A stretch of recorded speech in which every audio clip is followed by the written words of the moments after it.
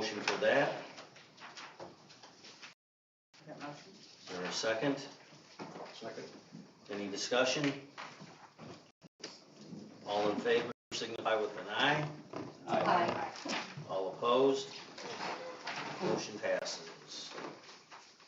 I will entertain a motion for the approval of the board meeting minutes of January 17th, 2022. There a motion? Number 4. Oh, I'll make that. Is there a second? Any discussion? Yes. Yes, Chris. Under new business, there's a extra part that should be removed concerning sunshine law and concerning closed meeting voting, and that was not discussed or read at the last board meeting. What portion are you talking about? The part that starts out after Missouri Sunshine Law.pdf, Attorney General's opinion. I remember discussing the sunshine law during that meeting. We did discuss it, but this clarification point came after the board meeting. It's an addition that was not read into the minute or read into the board meeting, was not read at the board meeting. It's a continuation of a discourse by the secretary and needs to be removed. And plus, it does not apply. I disagree. Okay, somebody pointed out. You see it there? It's on the third page, says Attorney General opinion. Third page. Oh, somehow I got December 20th in here.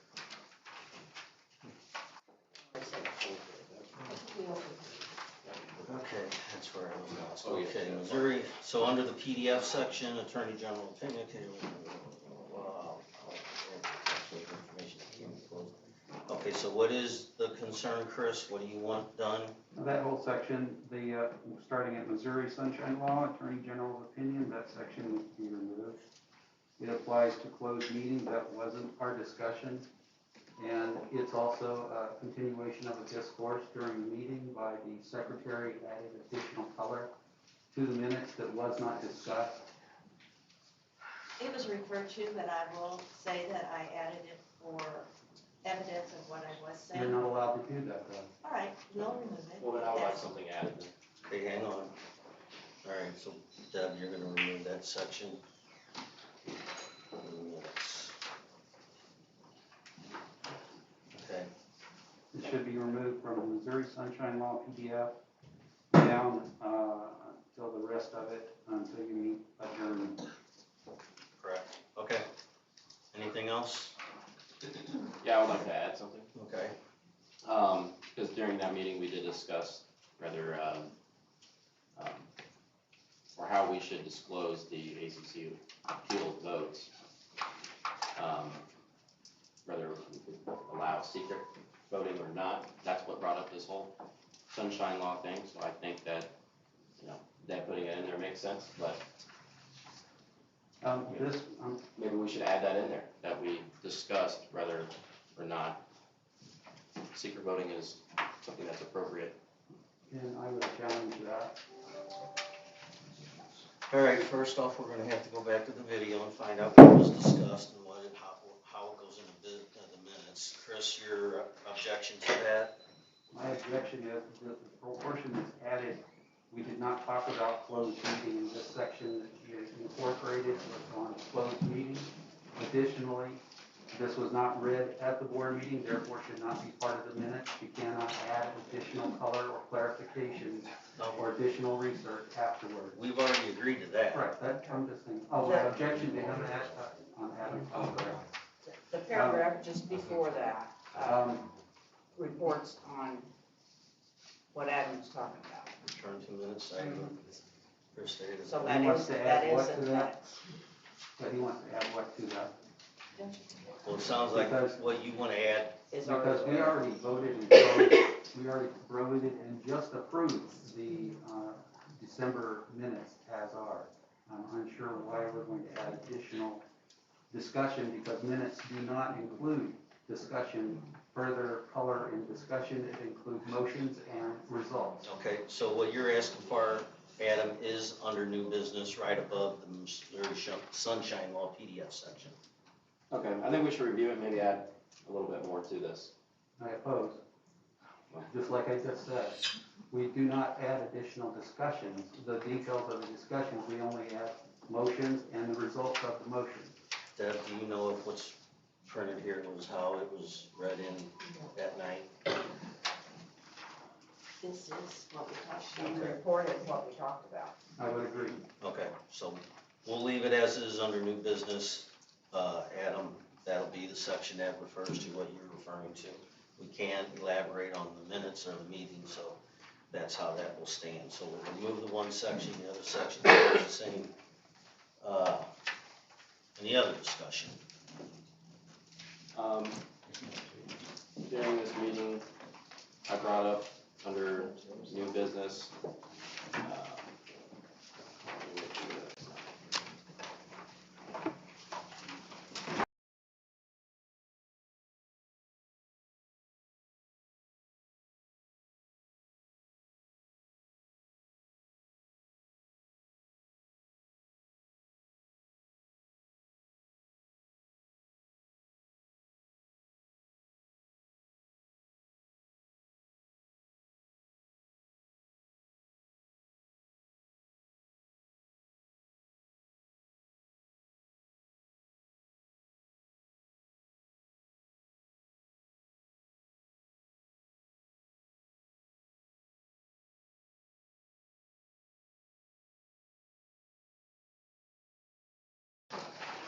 Prepared on an accrual basis.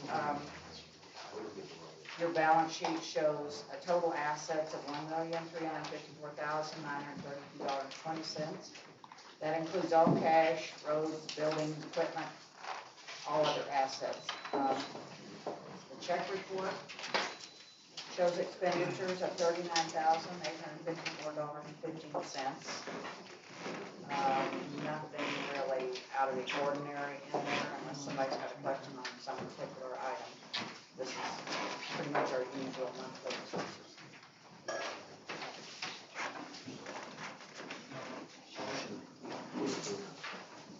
I'll make a motion. Is there a second I'll for? second it. There's a motion to approve the treasurer's report and presentation of bills and a second by David Getty. Any discussion? I had one thing from last month. We were looking for a clarification of the AT&T charge, and I just wanted to verify that the base is for our internet and for our IT support for the office staff. The AT&T is the cellular link to our guest kiosk. That's what that additional AT&T charge is for. $69.55, Chris? Yes, exactly. Yes, that was Thank brought you. into Thank you, question Chris. last month. All right, thank you for that. All in favor of the approval of the treasurer's report and presentation of bills, signify with an aye. Aye. All opposed? Motion passes. Now the correspondence report. Thank you. All right, it's pretty slim. We had 6 complaints from property owners about tailgating and unlicensed vehicles parked on lots and trailers on vacant lots. In addition, we got a request by the fire chief, and I'm gonna, hope I say this right, Brian Goodell. Wanting to make sure we're all aware that there's going to be an item on the ballot to increase property real estate taxes to be able to keep both firehouses manned 24/7. And he did ask if he could come next month to the board meeting and do a Q&A. So that's our correspondence. All right. It's on Jefferson County ballot, obviously not on. All right, standing committee reports, administration and legal. As far as administration goes, typical stuff. getting the database ready for the 2022 assessments. All the stickers are getting purchased, and boats and golf carts and vehicles. Working with Jefferson County for gate violations. Getting proper emails to provide documents needed for boundary line adjustments, updating rules to be put on website. Welcoming new Raintree residents, which seems to be starting to grow again. Homes are being built and people are moving in, so that's a good sign. ACC project rules violations and billing prorated assessments on new Jefferson County properties. As far as legal goes, I think we're still at a standstill with the settlement agreement. There is a hearing at the end of this month. No, April 5th. April 5th, yeah. February 28th, the deadline. Never mind. So April 5th will be a hearing for that, where they can give verbal arguments, and I believe it'll be open to the public if you want to attend. So that is it for administration and legal. Architectural control, Dave. One thing, hold on. Oh, hang on. Do you want to say anything? Still looking Oh, for a yeah. part-time. Yeah, we hired a part-time person. We also fired a part-time person. So if you know anybody that's looking for a office assistant job to help the ladies out, to transition possibly into some longer hours or evening hours during the week, or maybe longer hours during Saturday, we're trying to get this person trained and ready for the summer, and kind of blend in with the other lady. Yeah. We kind of want it to be non-residents as well, because there's been issues in the past with hiring residents to work in the office. It's kind of conflict of interest with the proprietary information that they can see of other residents. So if you know anybody, forward that information to the office and we'll gladly interview them. I believe that is it for administration. Dave, now ACC. All right, we're still doing the ACC meetings via email. The plot plans, the floor plans, and other information are all scanned and sent through email to the entire committee, with the builder and the property owner included in the email. Without this process, the plans for all building projects could not be approved, and construction of Raintree would come to a halt or be paused up. So this process has been efficient. We will continue to have one ACC meeting a month to sign and formalize the previous month's projects. As you may be aware, all building projects require a building permit, a deposit, and an assigned inspector. We have made some changes to the guidelines for new residents that will be presented to the board for approval under new business. The changes would be in this form that we'll vote on later. And three changes are that all contractors operating in Raintree must provide the office with a certificate of liability insurance. Property owners are responsible to determine sewer main hookup locations. And road shall be paid within 1 year of completion of new home if road is not already paid. While the ACC can grant variances under certain circumstances, as outlined in the covenants, it is the property owner's responsibility to notify Jefferson County Planning and Zoning of any variance that they may need. Chris has more on this, as I just had to appear before the Board of Planning and Zoning, Planning Adjustment, to verify that the POA board approved a variance for a new Raintree property owner just recently. Is that a first? No. That I had to appear. Yeah. That was the first that I had appeared. Well, it's not the first time the Raintree had to send a letter.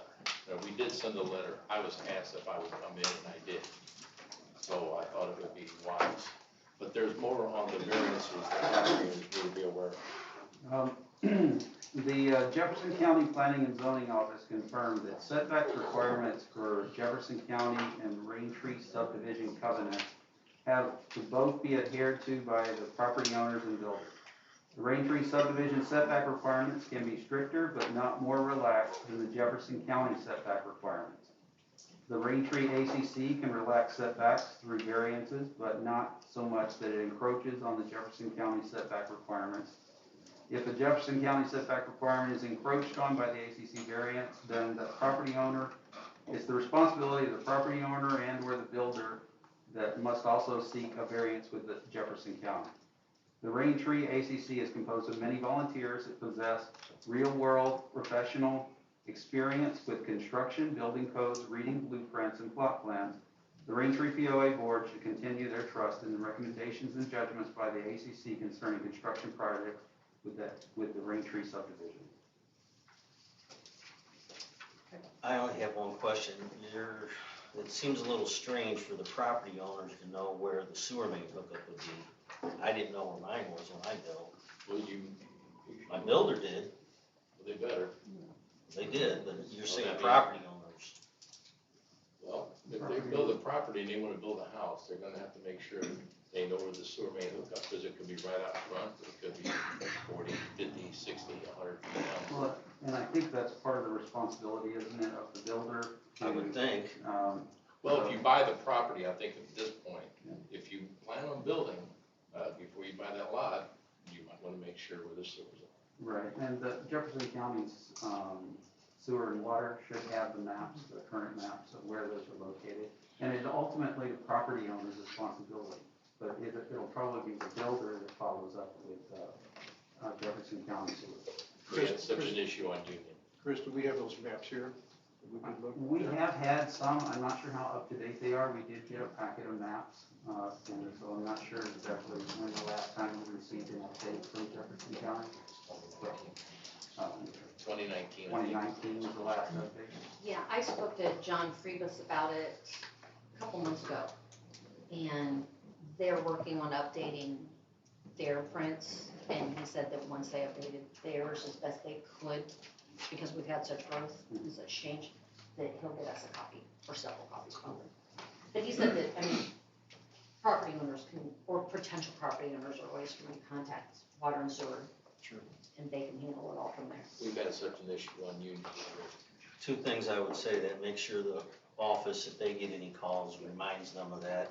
And we probably need to let Nikki know to add that to the real estate site, just to make sure that we put something on there to make sure they know where all utilities are before purchasing the property and possibly selling. I mean, it's, To the Raintree property page. yeah. All right, thanks, Dave. Communications and events.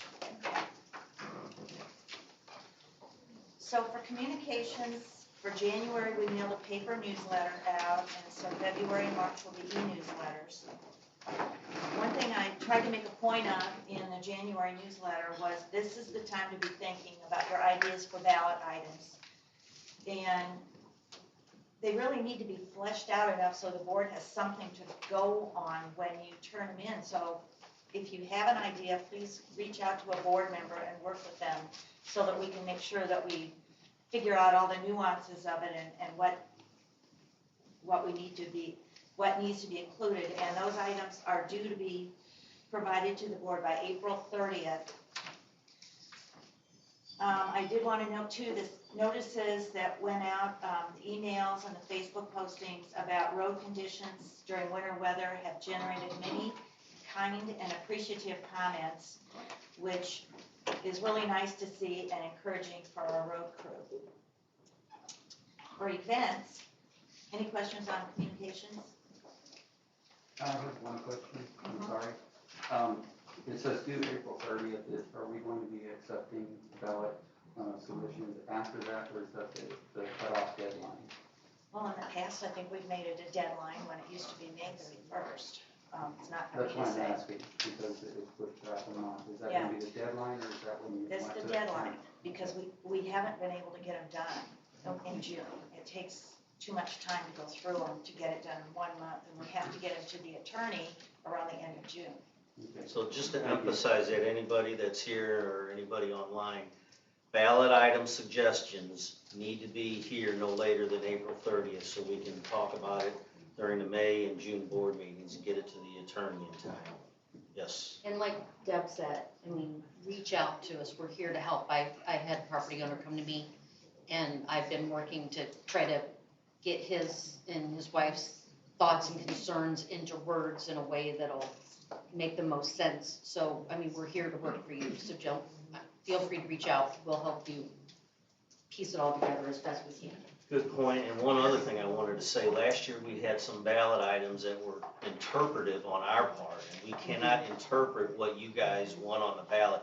We can schmooze it a little bit and Yes. finesse it, but we can't interpret what you mean, so if you don't want pink cars at the beach, say you don't want pink cars at the beach, don't say, well, that color that's between red and white, we don't really like that, so just make sure they're very straightforward and understandable, so the guessing game is out and we can approve them as submitted.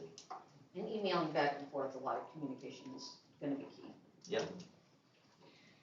Thanks, Okay. Deb. Going on to events then, I have gotten some good ideas for the April 17th volunteer golf cart parade to thank our Raintree volunteers. And I want to expand it to welcome all Raintree volunteers, including the leaders and boards of other organizations. So we'll have more on that. Then another event that people start asking about early is the Raintree yard sale. And last year we had so many volunteers, it was great. And Nancy Gow, wave your hand, Nancy, organized everything and had so much fine tuning to all she's learned over the several years she's been doing it.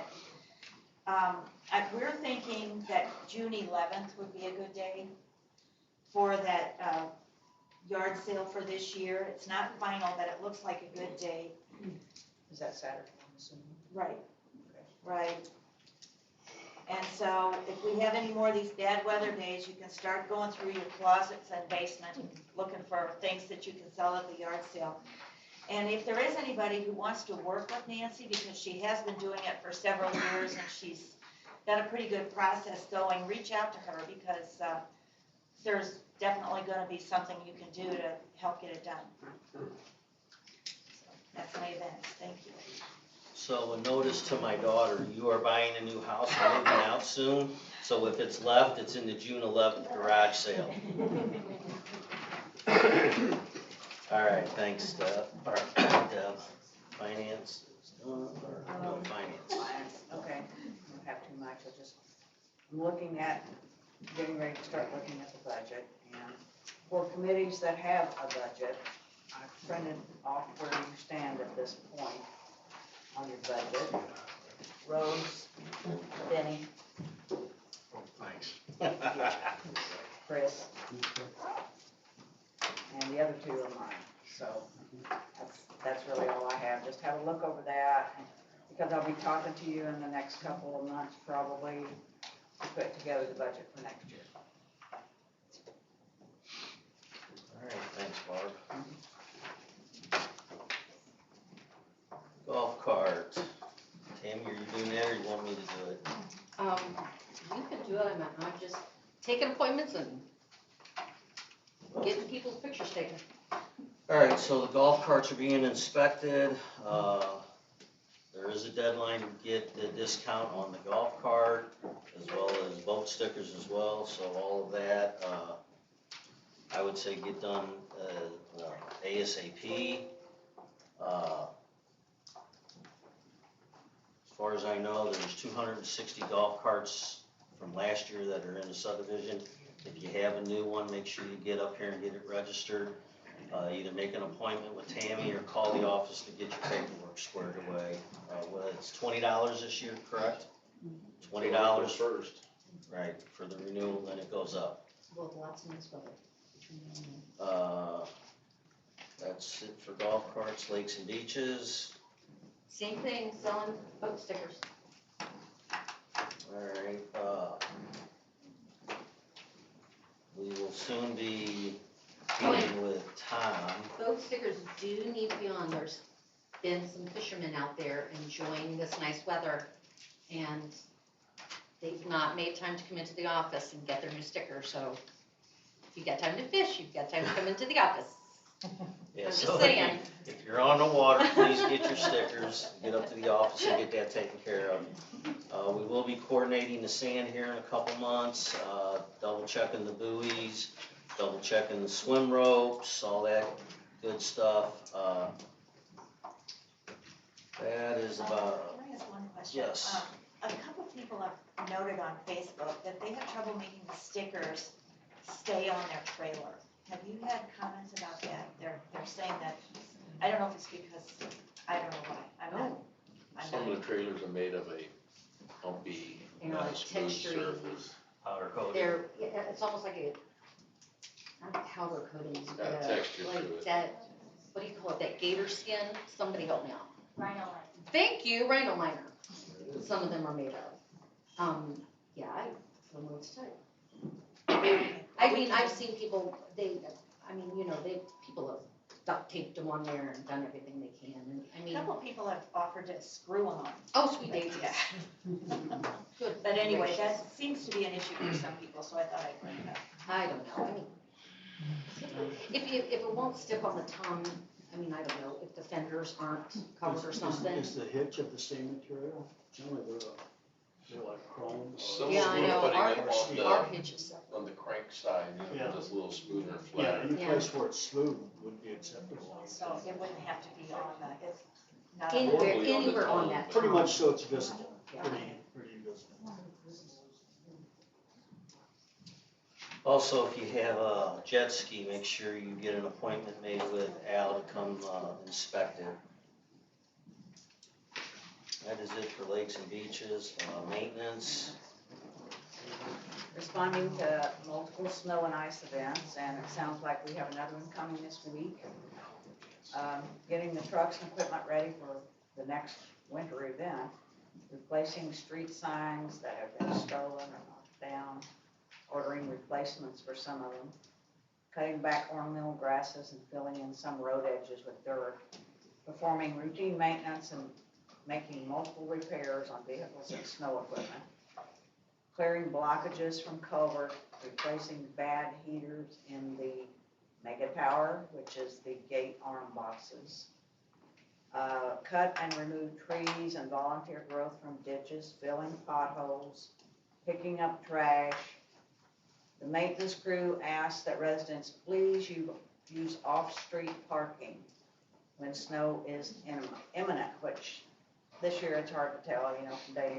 So if you can park off the street most of the time, that helps because they can't get through there with their plows if you're on the street. If anyone has any areas that need attention, please fill out a work order and turn it in at the office. Thank you. Alright, Danny Rhodes. Okay, we have a short report this month. Roads Committee meetings will resume this Thursday, February 24th at 6:30 p.m. We're wanting to start early this year so we can get the bids requests sent out to the road companies. And we're hoping to get the work accomplished late spring or early summer. We've already started establishing the list of road work for this year. There are 3 streets on the list now, and there will be undoubtedly more added. The committee members have been extremely helpful in identifying the most needed repairs or replacements of our roads. Looks like the work on the flashing light to be installed by MoDOT at the intersection of B and College Drive is still underway, and hopefully that will be finished soon. And that's the quickie report for this month. Thank you very much. So just for the people that don't know, the flashing light, when somebody pulls up to the intersection, both here and across the street, that will notify. So it'll Right. hopefully cause people to slow down and make it easier to exit the subdivision. Rules, Adam. All right, so we are currently working with, some violations that were sent in. We've had 10 since, January 21st. Do need to be looked at, but we've sent out, or had a lot of phone conversations with verbal warnings, in regards to those. Also looking at, restructuring the rules committee a little bit.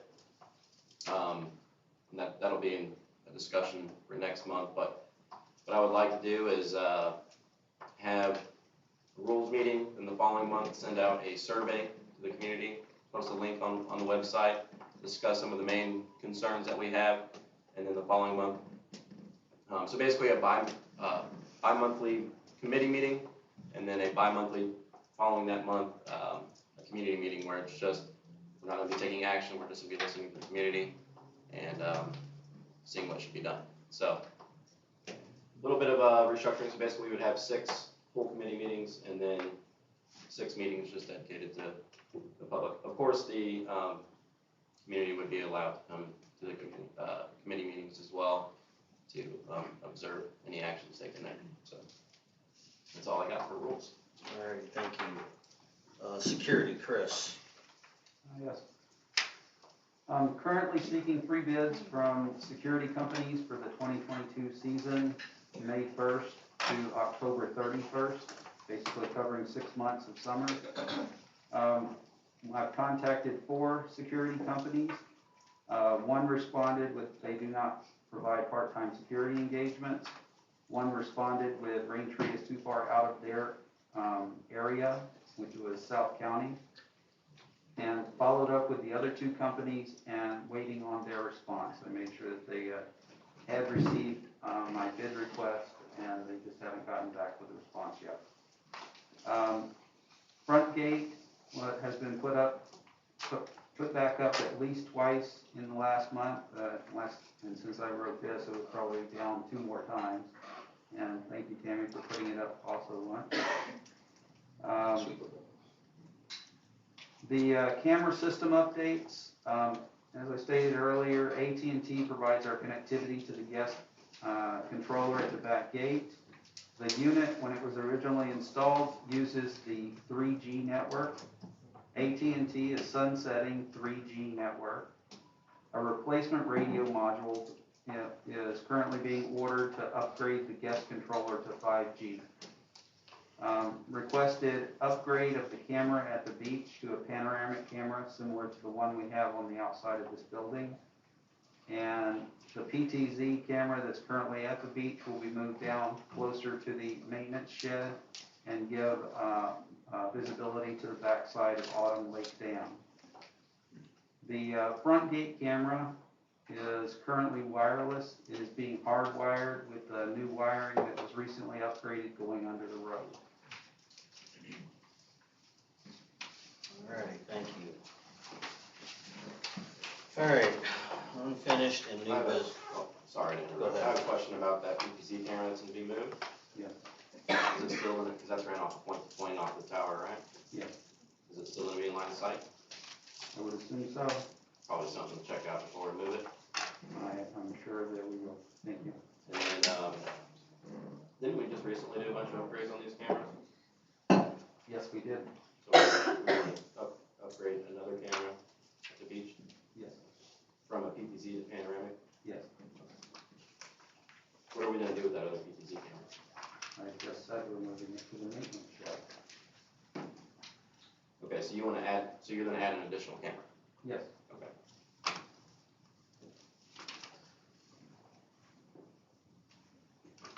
All right, thank you, Chris. Thanks, Adam. No unfinished business at this time. We will go into new business. And a dumpster at the Raintree cleanup. I will make a motion to put the dumpster as far as the HOA at the parking lot behind the boat ramp. Is there a second? I'll second. Any discussion? Yeah, I just want to ask, what will the dumpster be for? Because is it for? Large collection of So- trash, Big trash. Well, it's also because people will be out walking the streets on cleanup day. Right, yeah. Well, what I'm Collecting asking trash. is, because sometimes they've added, we've gone cleaning up from property, stuff that was on the side of the road. But people have been cleaning out their garages and been loading it Well, up. that's the point of putting it by the maintenance. So they're gonna have, so it's, you can, if you got stuff in your garage, you can take it and put it No. out. Okay, No, that's what I'm this trying is to not clarify. clean out your garage day, Right, this that's is what I clean up thought. the streets day. That's exactly what I needed to, you need to make clear. Betsy, you'll confirm that? Yes. Yeah, I mean, if there's Last year garbage was and mostly, whatnot. wasn't very full at all. No, I think that's because it was behind the gates. Okay, yeah, because that one year, it was, me and Tom spent 6 hours trying to get the crap It's been pretty situated. bad at times in the past, so it's not clean out your garage. Right, okay, thank you. Any other discussions? All in favor of the dumpster for the Raintree cleanup at the parking lot behind the boat ramp, signify with an aye. Aye. All opposed? Motion passes. Betsy, do you know when that's scheduled for? It's the weekend before the last weekend in April, whatever that is. Make sure it's before the yard sale, so then people will hang on to their junk and don't throw it in the dumpster. It will be before the It's scheduled for April 23rd. That's it. 23rd of April? And the rain Thank date you. is the 30th. All right, tennis court design, there's been some discussion about this, about putting a pickleball court in up there. I think it's a great idea. I will open a motion to approve a pickleball court in the tennis court area, or is there a second? I'll second. All right, I am opening this up for discussion. I will probably table this, but I want somebody to, Who's gonna pay for it? the POA. That would be the POA if we do it, we own the property. Do we know? This is all part of the Yeah, discussion. are we talking about replacing concrete and all that kind of stuff? I don't know, the people that submitted for this, we will have to get with them and get some input from them and ideas. I mean, I know a few years ago, people were donating volleyball court, nets and whatnot, so, you know, maybe some of it comes from volunteer donations, some of it maybe. We're not voting to approve it. No, We're I'm just- voting to discuss I'm it. gonna table the motion, but I wanna get it moving. Yes, Chris? What about parking? Um, Have we looked at- That might be something we discuss with the country club to see if he would allow us to use that, cause there is, you're right there by the condo, so there's not a lot. Maybe there's room to do something with golf carts or, you know, the country club. I'm just opening this for discussion to see if we can make it happen. There are 2 lots there that we own, and one of them could be set up for the pickleball, one could be set up for parking. It's possible. I think it's a great idea. Me and my wife are the South Dakota champs right now. For service of 2021. Pam must be really good. Yeah, my back still hurts. So, is there any other questions? Yes. What about lighting? Is there, gonna be enough lighting during the evening? That's a good point. We There's a did. place for lighting, but I don't think it works anymore. We're talking about the space across the street. Yeah. It used to be a tennis Used to court. be the tennis There's courts. not much parking down there at all. You can buy LED lighting on Amazon for $40. So if you got any info on that, send it up to the office or one of our email addresses, because I want to reach out to the guy that I think started this conversation on Facebook or Nextdoor, but I think it's a great idea. So whose action item is this? Does anybody else want to take it? If not, I'll take it. I don't know anything about All right, I'll reach out to the And gentleman. you're a state champion, I certainly think it falls into that. We just. Yes, Chris. Just one more item to add to your growing list of things to look into. Probably want to have some type of a signage up there that has maybe even pickle rules, but also the hours of operations and So like a security sign or some something. type of declaration about you're playing at your own risk. And residents only. That's in a public Yeah. area. You know, not behind a gate. Yeah, property owners. yeah. Well, when it's set up, does it require a fence to go around it? Ones I've done at do, Could we key it the same thing to Yeah. our key card? that would be an idea. Or barbed wire. Well, a lot of people have said how much they want to see, how much fun it would be, so we're open to suggestions, it's just something we're researching. Right. So if anybody out there is interested in pickleball, feel free to reach out to me, and if you got any ideas or suggestions, or we'll look at seeing what the POA can afford on something like this and present that. And you know, if we can pull it off, I'd like to get it, try to move it to get it going this summer. So and beware. I'm scared. I'm scared. One time we talked about people contributing or donating to do something like this, and the accountants had a problem. Right. I mean, I think when I say donating something, I'm thinking maybe somebody donates paddles and a ball or something like that. I don't know.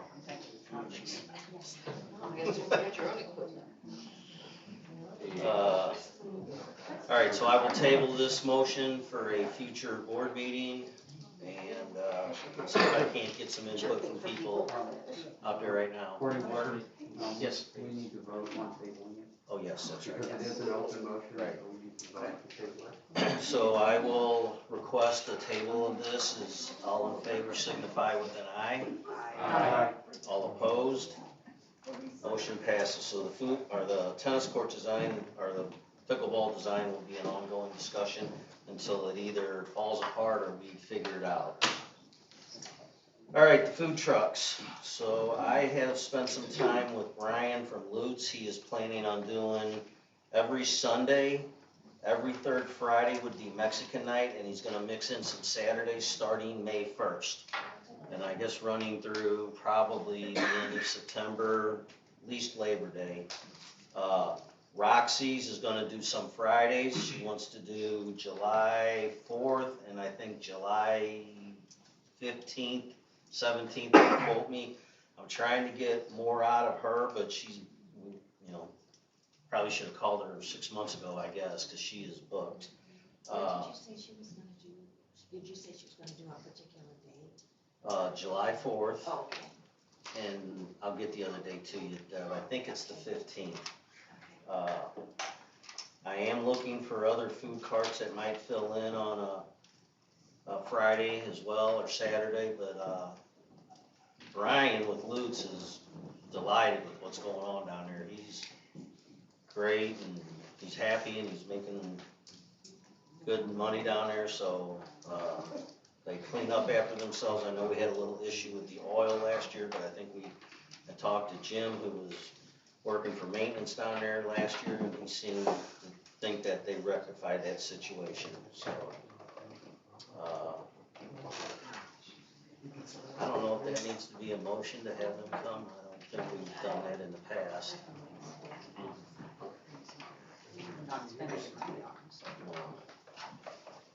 All right, changes to the guidelines for new residents. This is it right here, everybody's got a copy of it.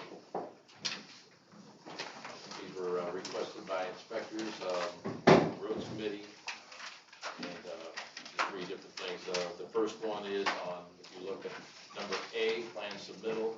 Number 11 is the property owner's responsibility to determine sewer main hookup location.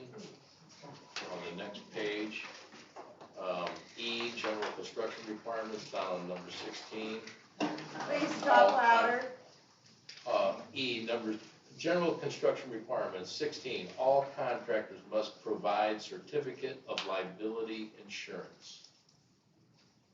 And then the last one is Q, construction bond refund. The last item there is road shall be paid within 1 year after completion of new home if road is not already paid.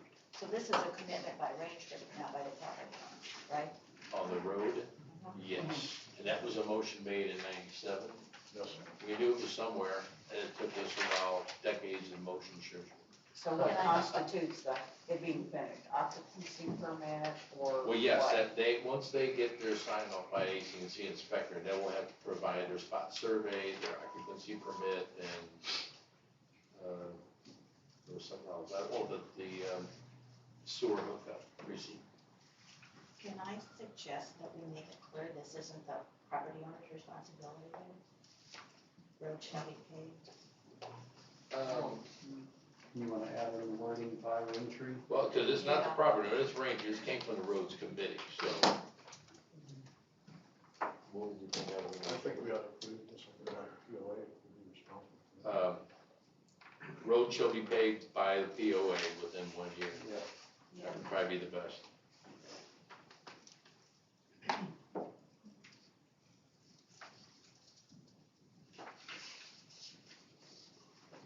We've got about 4 miles of road in here that's not paved. Yeah. So I would make a motion to accept the new policy for obtaining a building permit to construct a new residence in this new form.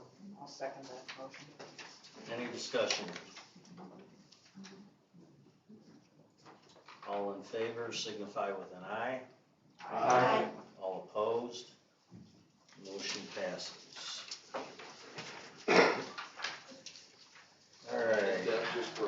clarification on your minutes, it's in my rules report, and that might be easier for you to Okay. I'm document it. Those, just those three things were added to the,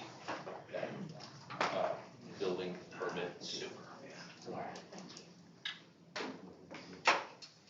All right, so the investigative committee report. At the December 20th, 2021 board meeting, Adam Kreitz stated that there was foul play by the ACC committee. Based on, pardon me? Correction, 2020. He said 2021. December 2021. He said December 2021. Yeah, that's what it Oh, was. This is I'm sorry. 2022, I'm sorry. right? Go ahead. I apologize. Never mind. I was still What trying to year click is to it, this Chris? 2022, obviously. What My year is calendar it? hasn't clicked. Getting older. Let me start over. Thank you. He lost his place. At the December 20th, 2021 board meeting, Adam Kreitz stated that there was foul play by the ACC committee. Based on Robert's Rules of Order, which the board follows as its governing principles, the first step when members hear of misconduct by another member is to choose a committee to investigate the validity of the reports and to see if charges should be made. The members of this committee should be chosen for their integrity and good judgment. To establish such a committee requires that a resolution be made, seconded, discussed, and voted on. This resolution should avoid as much detail as possible to protect the parties who may be innocent. In the second step, the committee should quietly conduct its investigation and make a sincere effort to get the facts. Any information collected is confidential. The committee should also talk with the accused to hear his or her side of the story. If the committee members find that the reports of misconduct are untrue, they should prepare a report and resolution for clearing the accused. If they find the substantial evidence that the report of misconduct is true, the next step is to report the findings and prefer charges. I appointed a 3-person committee to investigate the validity of the evidence causing the accusation based on Robert's Rules of Order. By no less than 3 persons, I was informed this investigation was led with malice towards the accuser, with frequent interruptions to defend the accused rather than an effort to collect and consider the facts and implications. The resulting recommendation was to punish the person who raised the concerns, which it violates Robert's Rules of Order's guidelines. I also do not see a resolution made, a second, a discussion, and votes cast. For these reasons, disregarding Robert's Rules of Order, I will not read or enter this report into the minutes. I will submit for a new committee to investigate this and present the Robert's Rules of Order guidelines to follow. Regards, Dave Woodridge, RTPOA President. So I will assign a new committee to go over this and research it and handle it properly. All right, so we are at the end of the meeting.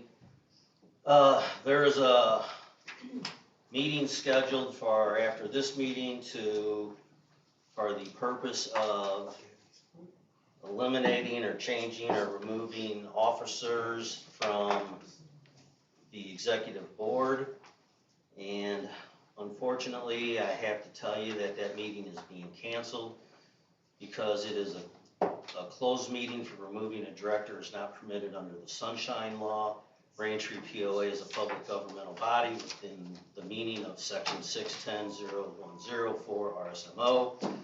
The definition of a public government body includes any quasi-public governmental body, defined as any person, corporation, or partnership organized or authorized to do business in a state pursuant to the provisions of Chapter 352, 353, or 355, 610.010 4F RSMO. Because Raintree POA is a nonprofit pursuant to Chapter 355, the provisions of 610.010-610.035 RSMO apply. Apart from the statutory provisions, Article 8 of the Raintree POA bylaws expressly subject to POA to provisions of the Missouri Sunshine Law, codified at Chapter 610 RSMO. Point of order. Yes. No, you can, I just want to make sure that I'm recognized after you finish. Section 610.021 RSMO dictates the limited circumstances in which a governmental body is permitted to conduct closed meetings, none of which applies to the attempted removal of a board member or officer. Regards, Dave Woolridge. Point of order. Yes. This meeting was not called as closed. The letter that was sent was not called as closed meeting. There is nothing in this letter, this request, as a closed meeting. But there is on the note on every gate that says this meeting is closed, and That can be rectified, the meeting needs to be held, it can be held as an open meeting. no, it can't, because the posting of the meeting is in violation itself of the sunshine law. How's that? Posting of what? The posting of the meeting on the boards, you cannot post a removal of an officer in a closed meeting. It needs to I'm be sorry. open to the public. Excuse me, point out here where this says that it will be the removal of an officer. Right. No, I'm saying where? Where on here does it say it will be removal of an officer? It says that you are It gonna says- reassign. No, it says that we will discuss board member officer assignments and committee assignments. Again, just the posting of it violates the sunshine law. So it has to be in an open board I would meeting. object to that. You can object. Well, then we'll give notice that we'll have a meeting tomorrow, 24 hours from now.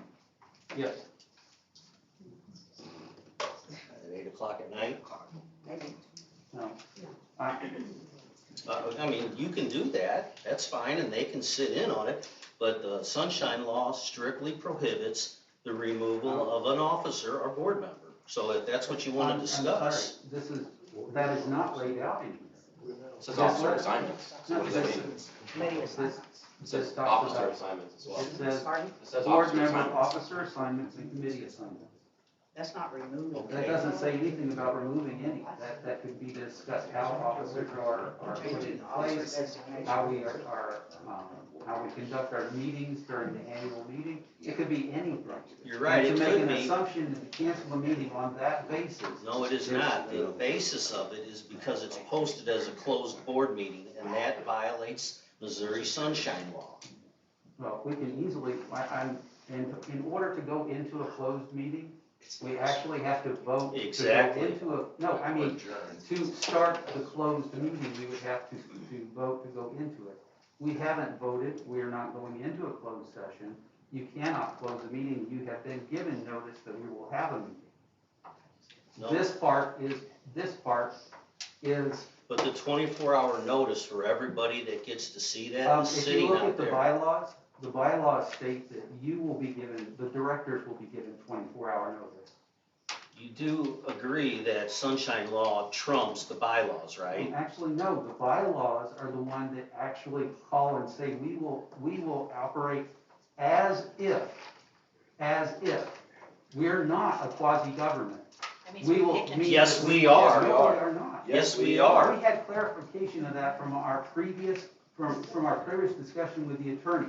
The, Missouri has no basis or jurisdiction to hold us accountable or have any type of oversight when it comes to sunshine law and a Do nonprofit, you want to answer non-governmental. this, or would you like me to answer That's it? incorrect. No, it is not. Yes, It it is- is. Well, okay, it is- hang on. it is Both absolutely- our attorney Our attorney and- said they had no jurisdiction. Both our attorney and our insurance attorney that we have got for the Frank Sophie situation has agreed that we are a quasi-government organization and the sunshine law prevails in all cases. Ask Barb. And the bylaws are the ones that incorporate the sunshine law. Exactly. Which means the bylaws are the ones that come first. And That there is- is nothing in the sunshine law about calling a special directors meeting. When it says to discuss board member officer assignments, and you put on the board out there that it's a closed meeting. The board member officer assignments can't be changed per the sunshine law.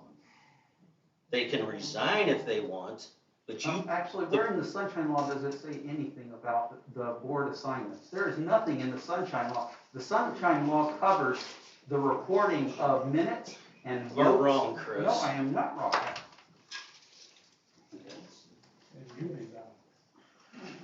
There you go.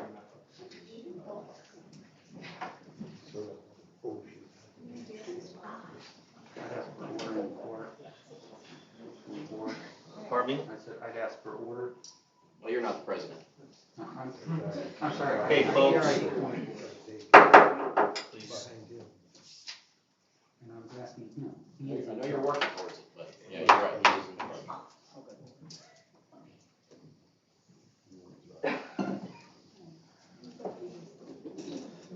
we never adjourned.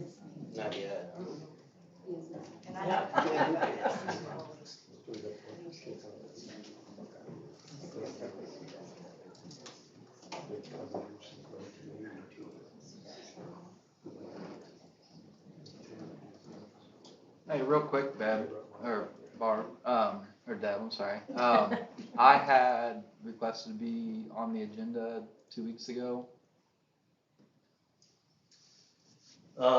It's a fine line of what we can allow and what we can't allow there. What you can do is bring that up in the open forum, and then we can discuss it at the next meeting. Perfect, thank you. There's one other thing that I know a lot of people are wondering about, and that is in the agenda that we had been sent out to us. The beach parking lot hours were a topic to be discussed, and they're not on the agenda that we followed here, and I know a lot of people are here for that. Okay, yeah, I didn't see The it. reason for that is because they were never discussed first in committee, because that committee meeting was scheduled. I think we were supposed to come back last year meeting, because I got asked to come to that, and then it like abruptly got canceled, and now I'm here. I think the reason it got canceled was because of COVID, and then we've had some reorganization of committees. Right, but, so that should be a topic of tonight, it's my point, because we were supposed to do it previously. So it's not canceled today. I'm sorry, where were you in the Sunshine Law, did you say that? Well, I don't have it with me, but I got a whole 4 pages to give to you if you like. I am following legal representation of how to handle this situation. So are you telling us that we can't call a meeting? You can't call that meeting, We can call a meeting. yes, but you can't do officer, me, you, Deb, or Denny, reassignments. We Per can the do sunshine committee law. reassignments. You can talk about committees all day long. Okay, 24-hour notice of an open meeting. Right. The committee, or the officer assignments are protected by the sunshine law.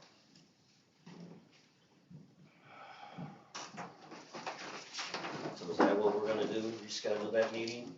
Yeah, Yes. For committee assignments, or questions, or whatever you wanna call it?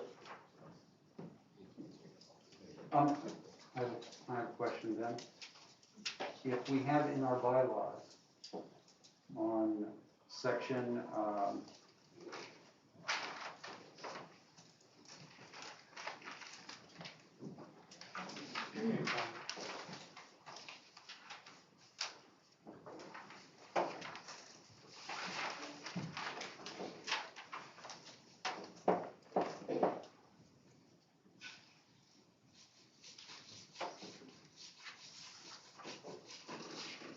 Did you say it was section 6 earlier?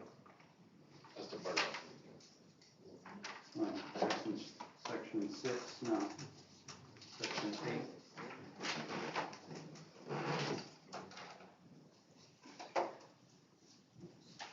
Special meeting.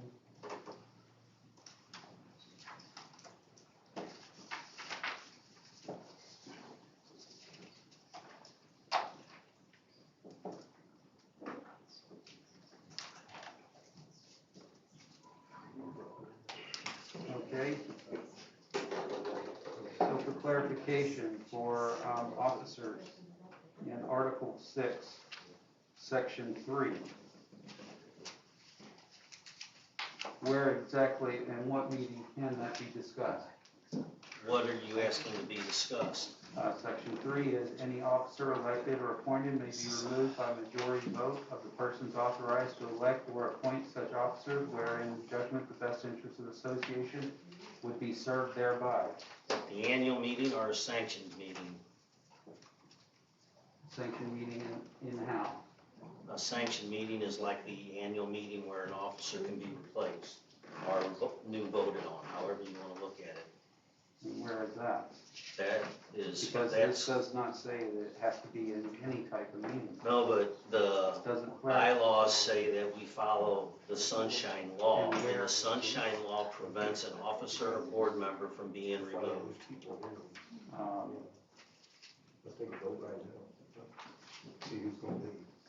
it's like 2/3.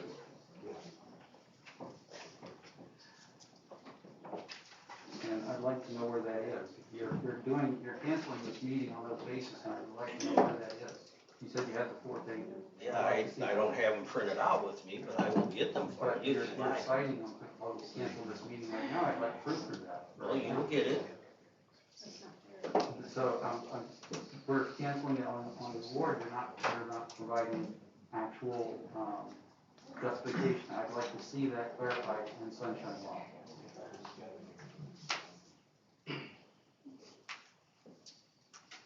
I only copied the part I read, so I will send that to you.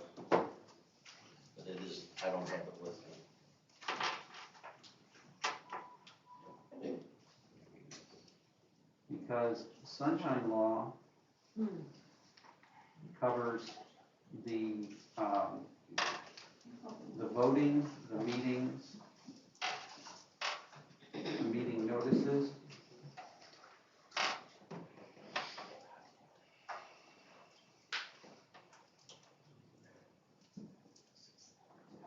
Please give me one more second. Okay. So let me just explain, we are a quasi-government. That was stated by Ted, that was also stated by the insurance company's attorney that is defending this board in a potential lawsuit. He also stated that we should not do a secret vote as well, and if we do, the secretary gets the names of how people voted for the purpose of a sunshine law request. And I'm sorry, I would disagree with that, but I'm gonna put that to sleep right now. If we're still in, I'll make a motion now. Okay? You wanna bring that up? I'll make a motion now that we have read into the minutes what the votes were for that ballot in 2012-20. I'm not asking for a revote, I'm asking for to be read into the minutes on what their vote was, so that we can put this to sleep altogether. This is the original minutes. Well, you guys No. hold the way, I'll do a roll call then. So I'd like to make a motion to read those votes as they were voted. Is there a second? I'll second that. I don't know who voted. Any discussion on reading the votes of the ACC meeting on, when was it? 12/20/21 on the Sophie appeal? I know who voted no. No discussion? And just to clarify, yes, there is discussion. Just to clarify on that, the purpose of the ballot vote was so that everybody understood exactly what they were voting for, and it was to make sure that it followed the wording of the appeal process itself, because to make sure that there was no confusion. And it said that there would be a vote for to reverse the ACC decision, and a vote to approve to uphold the ACC decision. So I want to make sure that that was the purpose of the ballot. That's fine, that doesn't need to be secret. So to put this to rest, I would like to ask everybody to, you want to call for a roll call? Is there any further discussion? On the appeal of Frank Sophie of 12/20/2021, Chris Waller, how did you reply? What was your vote cast? Approve. Adam Kreitz, To reverse the ACC decision. Deb Anderson, To reverse. Barton Earl, Reverse. Denny Schwatner, Dave, Approve. Approve. Al, and I did not vote.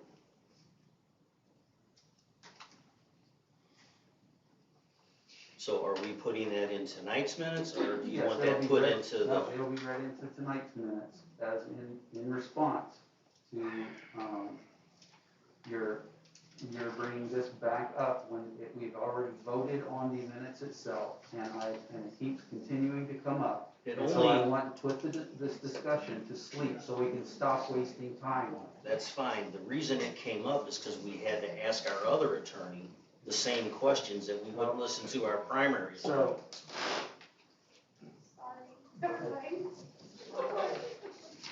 and since we're on the topic of voting, are we done with that part? Yes, Okay.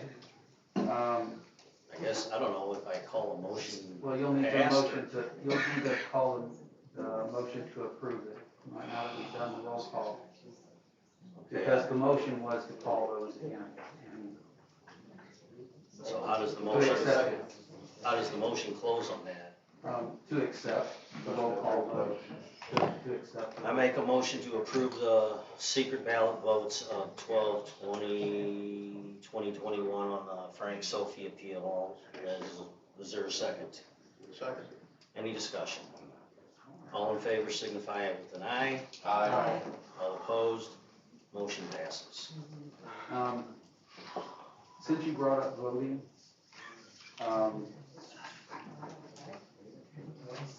if I can elaborate, since I know that now that we put this to rest, just for future reference, I contacted the Attorney General's office asking questions about voting and how we can conduct our votes. And in some of their documentation, the voting types are: method of voting is largely a matter of internal governance. Roll call vote and voice votes are most common. The Sunshine Law only requires roll call votes to go into closed session and during closed session.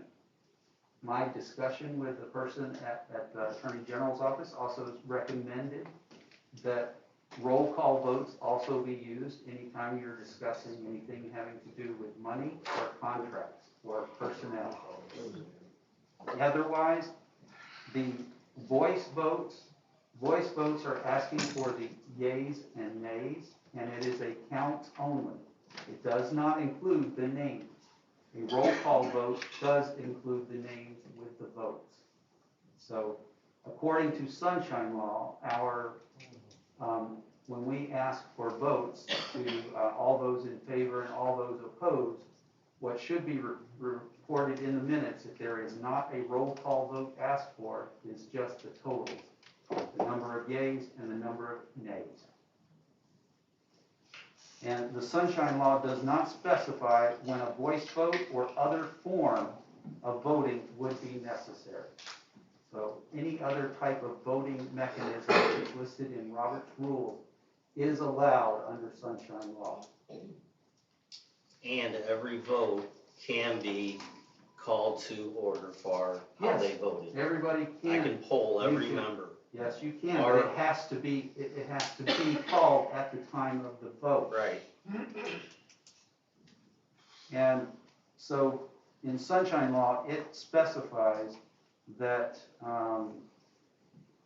all votes shall be recorded, and if a roll call is taken as to attribute each yea and nay vote or absence, if not voting to the name of the individual member of the public body, any votes taken during a closed meeting shall be taken by a roll call vote, and all public meetings shall be open to the public, and public votes and public records shall open to the public for inspection and duplication.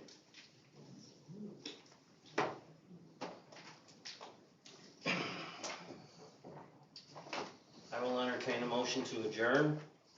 I've got a statement. Okay. This has to do with the complaint, the ruling.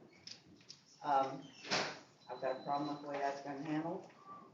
I think it is always a good idea if board members have the freedom to file a complaint against another board member or a committee for suspected malfeasance of any kind. We should not discourage that. That is part of our job. My problem is with how this was done. It has caused a lot of rancor in this community, on this board, resulted in people stepping down from committees, and work is now not getting done because of it. In the future, I think if somebody has a complaint, they shouldn't be standing up in a public forum, slandering people and leveling accusations that are not backed up. If you have a complaint, put it in writing, direct it to the president or the E board, and have it handled like that. Because then if it is found to be legitimate, it'll be acted on. But if it's found to be illegitimate, like this one was, you haven't slandered numerous people and board members in this community. I have a statement as well. I mean, Of course you do. we can discuss about, I'd rather, Well, have a proper investigation. yeah, But let's, this is exactly what I got during the first hearing. Is that kind of behavior? I wasn't even allowed to Read that out loud. really speak my or talk about it. It was just it was like talking to a defense attorney. So you guys got to see that firsthand. so By the way, that's my job. you want me to read Be a the defense sheriff? attorney, you're supposed to be on the Is board that part of the listening to accusation? the accusation. I don't know. This is the first time I've seen What this. do you mean you don't know? You just handed this to me 10 seconds You're ago. in the email. Do you want me to read it or not? Read it, go right on ahead. Read the highlighted part. Well, yeah, I'm gonna read the whole email. Where's the rest of it Read the at? whole email if you wanna read it. What is it? It's not all here. What is this? Are you done?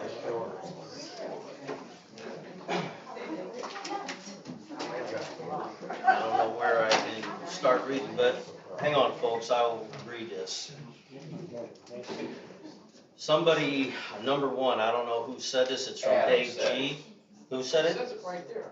It says number one. Who's number one? Adam sent that email. Okay, Adam sent this email. Well, here, let me confirm that I sent that email.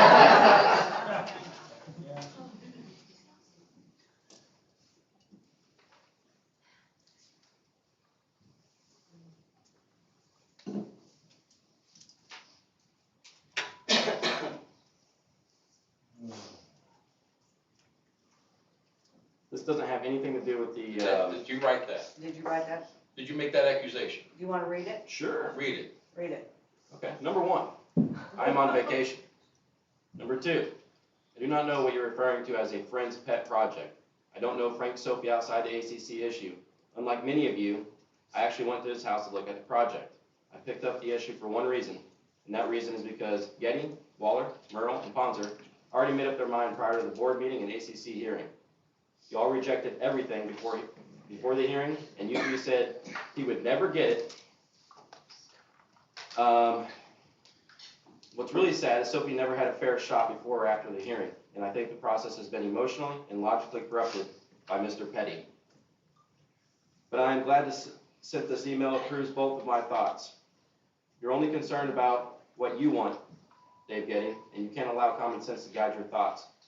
Number two, you packed the vote in your favor. It's interesting how you packed the committee with people you know would vote nay, and it's interesting how you asked two people to abstain but allowed them to participate in other functions that night because you assumed they would vote yes. If those two couldn't vote because they weren't involved originally, then why did Heddle or myself get the vote? You can't just pick and choose who gets the vote, Getty. You're right. It is frustrating when all these people come out of the woodwork to vote something down but won't participate on other ACC functions. It's almost like some people only vote when Getty tells them to. Interesting. I'm really glad Dave G. and Chris Waller said to property owners, it's not about your feelings. I can't wait to bring these things up on record at our next board meeting. P.S. I think if Sophie hires an attorney, the POA will lose, not only for reasons I stated above, but for precedents that have already been set by this board and previous boards. I can read all my emails. I mean, I'd love to. So the vote was stacked, is that right? Is that? It's the appearance. Is that The appearance. the appearance? The appearance, what was the appearance? That it was stacked. I mean, you got the emails, Joe Heddle got the emails, you were both allowed to vote. In fact, you and Deb didn't even sign in, but you're still allowed to vote. I didn't know there was a sign. Well, I mean. I'm not going there. What else do you got? What else do you want me to read? There. You've already made accusations that are false. Sure. Okay, well, let's talk about that meeting. Hang on, Adam. This is, that's part of the record now. This is going nowhere. We can do this at a special open meeting to discuss all our dirty laundry if we like, but I'm gonna get on with the monthly meeting. Is there anything else Say we adjourn. legitimate? I will entertain a I'm motion. sorry, I object to that. What? You're said legitimate, as in if what we've been discussing is not legitimate. No, I'm talking about the argument isn't legitimate. There's no respect going on at this table right now. That's not legitimate. No, do you wanna talk respect? Do we wanna get into that? No, I don't. I will entertain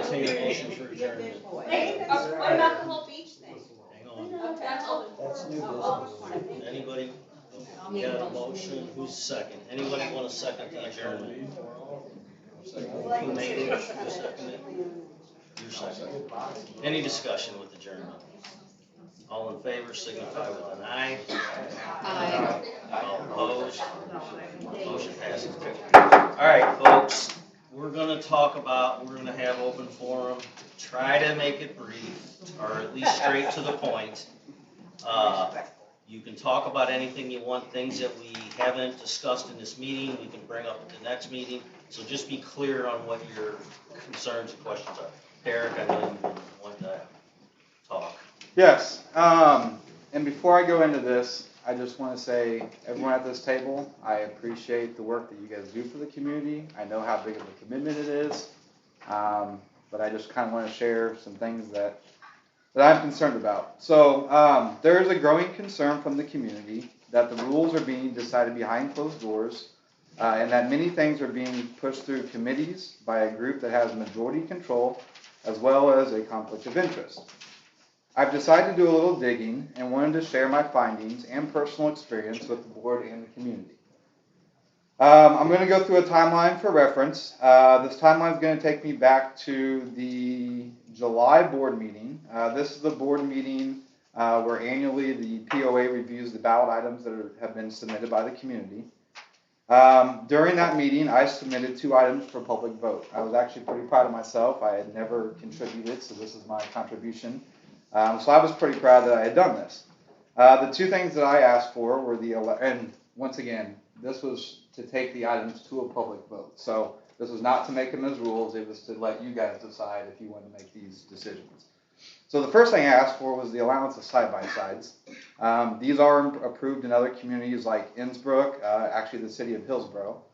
The other one was lifting the ban on jet skis for 1 year. My reasoning behind that is that there is a grandfathered jet ski clause in our board right now.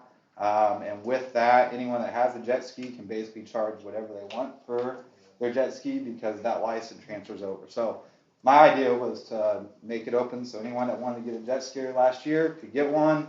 We would start the rules over and we would go from there. Both of my items were voted down by the board, specifically Barb, Dave, Tammy, Chris, and Al. Tell us the last names because there's 2. I'm sorry, yes. Dates. Barb Murrell, Dave Getty, Tammy Ponzer, Chris Waller, and Al Weidman.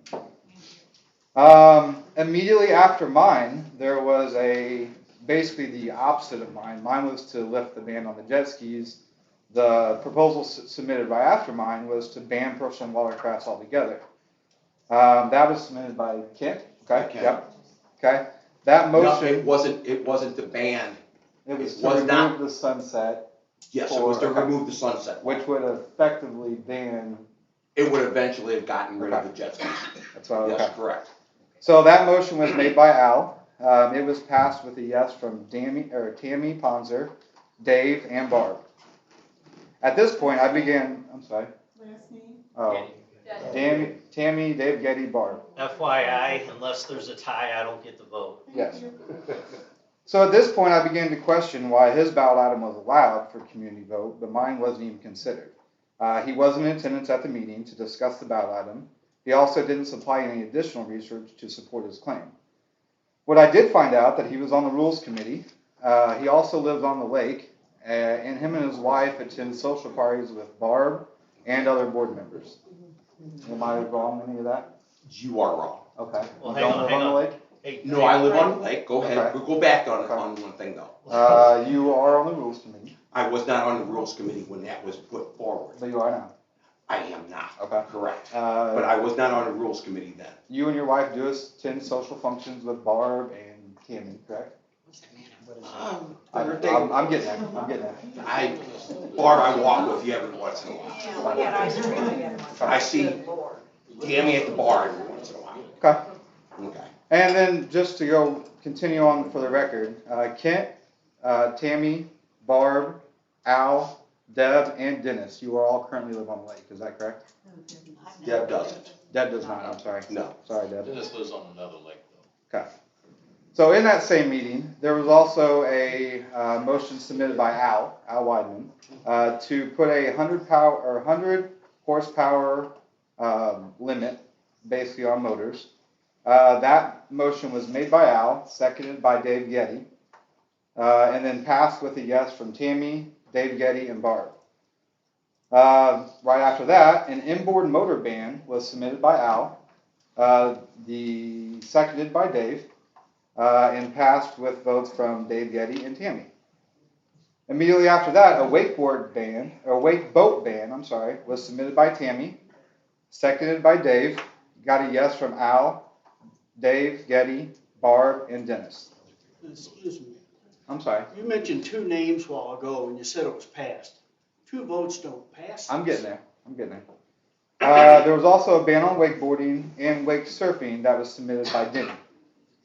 Let's see, that was the, sorry, I'm getting out of order here. So that was the July 21st meeting. A week later, there was another board meeting held, and after advice from the lawyer, the board rescinded Al's 100 horsepower motor ban, the inboard motor ban, and they altered the wakeboard rule to state no filling of tanks. They also took the ban on wakeboarding and completely removed it from the ballot. 2 months later. Wait, and they also removed the jet ski thing. You're right, thank you. Okay. 2 months later, actually August 13th, so not even 2 months, there was a motion submitted by Adam to remove the wakeboard rule completely from the ballot based on the advice from the lawyer, and every single person at that table voted to agree on that happening. Fast forward to November 16th at the rules meeting, Tammy presented researched information regarding wakeboarding.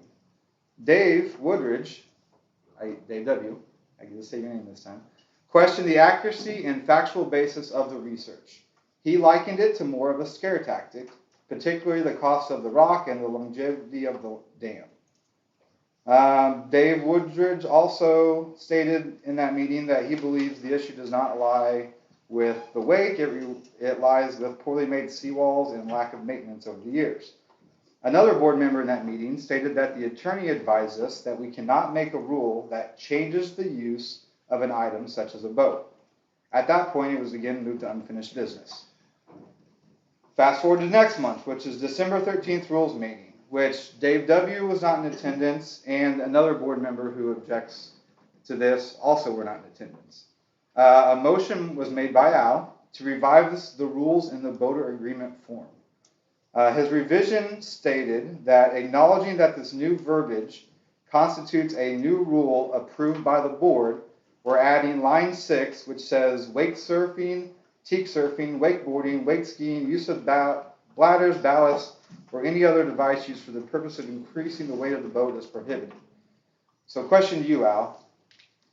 In that motion that you made, you said that the rule is approved by the board. When was that rule approved by the board? To wake surfing, teak surfing, all that. I think we did that in December. It was, I guess it was the December December, we meeting. changed. December it. 20th meeting Was one of the fines. Okay, so the last time the board actually discussed, so you said we. Who are you talking to when you The say board. Okay, so your board? Because the last time this board discussed it was in August. And at that point, it unanimously passed to be removed from the ballot. The next time it was discussed was in committee by Tammy, who brought it up, and that was in November. The very next month, you state that it is already passed by the board and that you're adding it to the rules. Am I on? Can I ask something? Yes, ma'am. Are we anywhere in the vicinity of a point? Yeah, we're getting there. Okay. So, December the 7th, they did have a meeting because I was here. I'm December the 20th is when they brought it. Hang on, Frank, hang on, let Derek. so, Go ahead. so I'm speaking of the rules meeting on December 13th. That was the meeting where they. And that's when the 5 of them decided to bring it before the board. There were already did. 5 board members there. They did. That's when they decided they had to bring it before the board on the 20th for the board to vote on. Right, but what Al says in his motion is that he acknowledges that the new verbiage constitutes a rule that is approved by the board. At that point, it was not approved by the board. the board tabled it. On the 13th, it was approved on the 20th. Right, but when Al made this, it was not approved by the board. So, to kind of, oh, and in addition to that, I'm sorry, I even missed that part. So, in that same meeting, and in that same motion that Al made, Al also added that in the back page of the rules manual, it states that watercraft inspections by Lake Patrol, they are able to stop, board, inspect any and all craft and all safety devices, specified equipment devices, artificial ballast or wave enhancing devices, and check your live wells. So to be clear, Al made a motion to revise the rules in the voter agreement form based off a new rule that he states was approved by the board, when in fact the board had not discussed it since August, and it was voted at that time to be unanimously removed. Also included in that same motion is a revision stating that Lake Patrol can stop, board, and search your boat and live wells. This brings me to the next problem and my point. When going to the December 28th board meeting, which would have been 2 weeks after this, when Dave Getty, brought this to the board for approval in the December board meeting. December 20th. December 20th, I'm sorry. When he brought this to the board for approval in that meeting, the revision stating Lake Patrol can stop, board, and search the boat was not mentioned at all. By failing to bring this revision to the board, he basically pushed a rule through the board without supplying the board with all the information needed to make an educated vote. In that meeting, Barb seconded it, Al voted yes, Tammy voted yes, Barb and Denny also voted yes. All those people were in attendance at the December rules meeting and knew the revision was in Al's motion. Dave W., Deb, and Adam were not in this meeting, and they were not aware of the inclusion of this revision in the voter agreement. So this made me question what happened from August to December that made Al, Tammy, Dave Getty, and Barb decide to go against the lawyer's recommendation and push this through. So I dug a little bit more deeper into that meeting. Dave Getty, as head of Rules Committee, you called the December 13th Rules meeting to order. Is that correct? Yes. Okay. Would you agree that you were the head of this meeting and responsible for all actions during it? Yes. Okay. I have the attendees as Dave Getty, Tammy, Barb, Al, Chris, Sue Crowden, Joe Heddle. Sue Crowden did not vote, just so you know. Joe Hill. That's what it says. It says you were at that meeting. So Rick Daines, Nicholas King, and Kent Jarvis. In virtual attendance, it says Chris Waller. I'm assuming Rebecca was in that meeting, Chris? Virtually? Okay. It says it has Chris twice, so I'm assuming they meant to put Rebecca. Also Steve, which is Tammy's wife, or Tammy's husband, sorry, and Denny Schwanter. Out of that list of attendees, Dave Getty, do you live on the lake? Nope. Tammy Ponzer, do you live on the lake? Yes. Barb, do you live on the lake? Yes. Al, do you live on the lake? Yes, I do. Chris Waller, do you live on the lake? I do not. Sue Crowden does not vote. Joe Heddle, do you live on the lake? No. Is anyone aware if Rick Daines live on the lake? No. Nicholas King? Nope. And Kent Jarvis, we know does. Okay, so out of that, 6 of the people that I just mentioned do live on the lake. Plus we've got a spouse of 2 of those members. Normally, Dave, the board meeting is the 3rd Tuesday of the month after the board meeting. Is that correct? The board meeting? The rules meeting is normally Normally third Tuesday. We did make an exception that month because it was made at the November meeting. Yep, so this meeting was scheduled at a different time than the traditional meeting, which you just agreed to. It was made on December 13th, which was not the 3rd Tuesday of the month. There has been some committee members that have stated complaints in these meetings that they didn't know about that date change. Did an email go out to all committee members stating the date change? And an agenda. Every single one of them? The committee members? Yes. Yes. Okay. And the whole board. Okay, so just to catch everyone up, a meeting was scheduled outside the normal time. Of the 13 people in attendance, the majority of them live on the lake. Not in that meeting were 2 board members who have publicly objected to this rule change. I do have to touch on 2 of these members of this rules committee just because I think it is appropriate. So I apologize in advance for bringing this to the point. 2 of those members are Tammy's husband, Steve, and Chris's wife, Rebecca. Tammy, does your husband attend every rules meeting? No. Okay. Chris, does your wife attend every rules meeting? No. Okay. But they were both in attendance for this meeting, correct? Yes. And would you agree that this meeting had a fairly important topic that needed a majority vote to pass? On the Would you rules agree committee? this? You're talking about on the rules committee? meeting? Yes. Yeah, would you agree that that was a pretty important meeting that had a pretty important There topic? were several subjects in the agenda. Okay. Several. Okay, but we need a majority vote to pass that. Back to that meeting. Dave, how was that meeting communicated to the public? We put it on the Blanky out there. Was Blinky the only thing that was used? Well, I couldn't get anything on the internet at the time on the website, so Okay. I had no way of posting it there. So, but it was posted well in advance of 24 hours. In fact, it's usually done the Thursday or the Friday prior. Okay, did Blinky include the time of the meeting? Yep. Did it include the date? Yep. Did it include the location? Yes. Did it have a tentative agenda on Blinky? No. And did it state whether or not the meeting was open or closed? It's always open. It's never unspecified. It's never a closed meeting. And I'm sure since Sunshine Law has ACC been... or rules have never been closed. Okay, and since Sunshine Law has been discussed in detail, you're pretty aware of the laws around the Sunshine Law, correct? Yes. Okay. So I'm going to read it for everyone else, just so everyone is aware. Sunshine Law 610.20 states that at least 24 hours in advance, excluding weekends and holidays, the public body holding the meeting must prominently post a notice of the meeting in its principal office. Was a notice of the meeting placed in the principal office? In the principal's office. It must be posted in its principal office, which would be this Main building. office. In here, yeah. The sign out It front- was? Yeah. The sign out front also is a The Blinky bulletin is, board of this office. Okay. So if in fact, there it's is no done from physical the- office, which it says, which there is a physical office, they should post it at the meeting place. And that notice must include the time of the meeting, the date of the meeting, the place of the meeting, the tentative agenda of the meeting, and whether or not it is open and closed.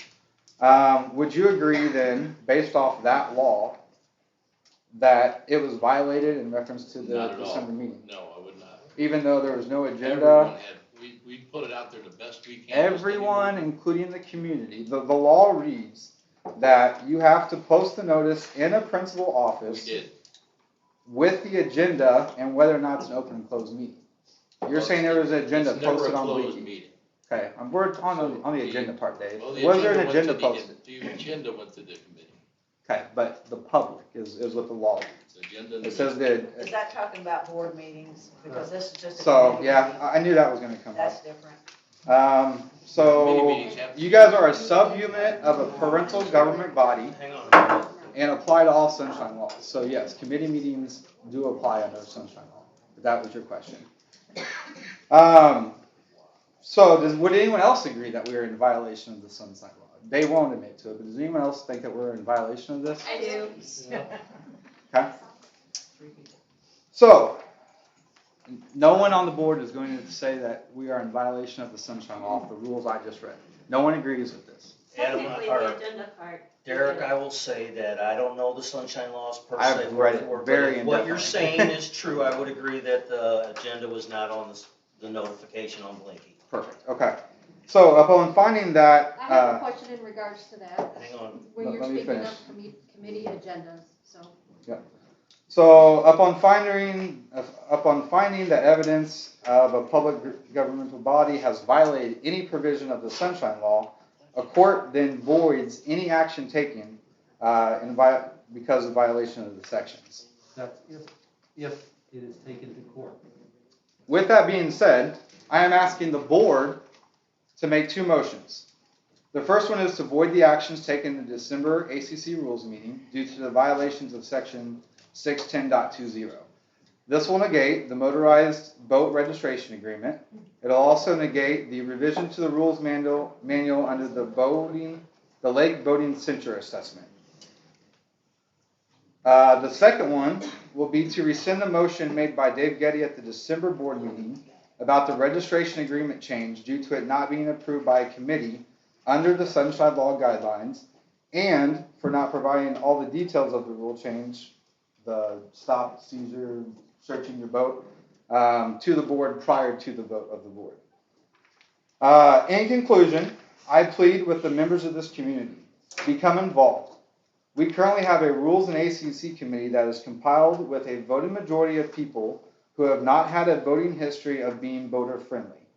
I know a lot of you have moved here for the luxury of having access to voting in your backyard.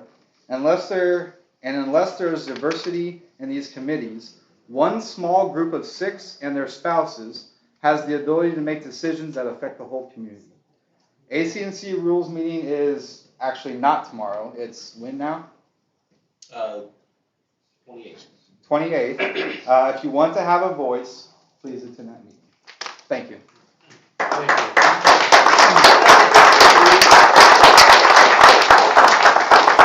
you own a boat, Derek? Do what? Do you own a boat? I do not own a boat. You don't own a boat? No. Okay. Just for reference, you said that we made a rule change that the Lake Patrol may board a boat and check their live well. Yes. Yes. That has been in existence for a number of years. Anybody that owns a boat, signs a paper, there's a whole list of rules or regulations. It has been listed. So that was not a new rule. So why did you add it? Why did you make a motion to change the thing? I you said did. nothing about checking did. live wells. Yep, no, there was a revision to back page, line 18. It says watercraft inspections. Lake Patrol may stop, board, and inspect any and all craft for all specified safety devices, specified equipment devices, artificial ballots or wave enhancing devices, and live wells. And that's Right. That was in your motion. Here it is, here it is, Hang on. word for word, off of the sheet that every boat owner must sign. But, Now, so then why would you make a revision to The it? live well was already there. The It live was well to was- add the wave. Got it, that makes sense, Okay. okay, yep. So, But we said, my fact was, that wasn't presented. well, you weren't clear on it. Okay, I know it was, but, okay. I've got something just because I feel like I've kind of been brought up, not only what you said and you said, I own a wakeboard boat that has the ability to take on valves, I have trim tabs, I have cruise control, all that stuff. I was opposed against the inboard. I don't support the 100 horsepower limit. I support side-by-sides. I support keeping the beach open at night. Making an assumption that there's been a stacking of us on the rules committee it's false. And I'm gonna put it out there that I caution people to make those statements because it's slanderous to the individuals on that. We worked hard to maintain the property values. We worked hard to make sure that we're meeting the needs of everybody in the community and doing it fair and just in the manner that we know best. Well, when you bring I- spouses in that are never So, there. hang on. I would say that Let Rick speak and then, I would say that of the people who have recently been brought on the board, they support an opposite view of what has been previously conceived of what the board may have wanted to push before. We could all get involved and I agree. be there. I don't think that it's been anything against to push any agenda because as far as everything goes, I'm about as opposite is what was the norm prior to this. So I support all those things. What's his And name? Sure. I'm Rick Danes. So Rick, in response to that, I never said that there was stacking on the rules committee. I said that there was appearance of stacking on the ACC committee. Oh, okay. So two different things there, but just wanted to clarify that. Yeah, no, I just don't want it to be that perception that there has been people brought in just to do that. And I'm thanks, Rick. Yes. Well Yes. said, Rick. Rick, thank you for your time. Yes. Rick, Hi, well There's said. a lot of people that crab but don't give time. So, Thank you. I'm Sharon Lindgren, thank you, I do live on the lake for whatever it matters. I've lived here just coming on 2 years. So thank you to the board for all your service, thank you to the volunteers that serve, you, Derek, Rick, everybody else.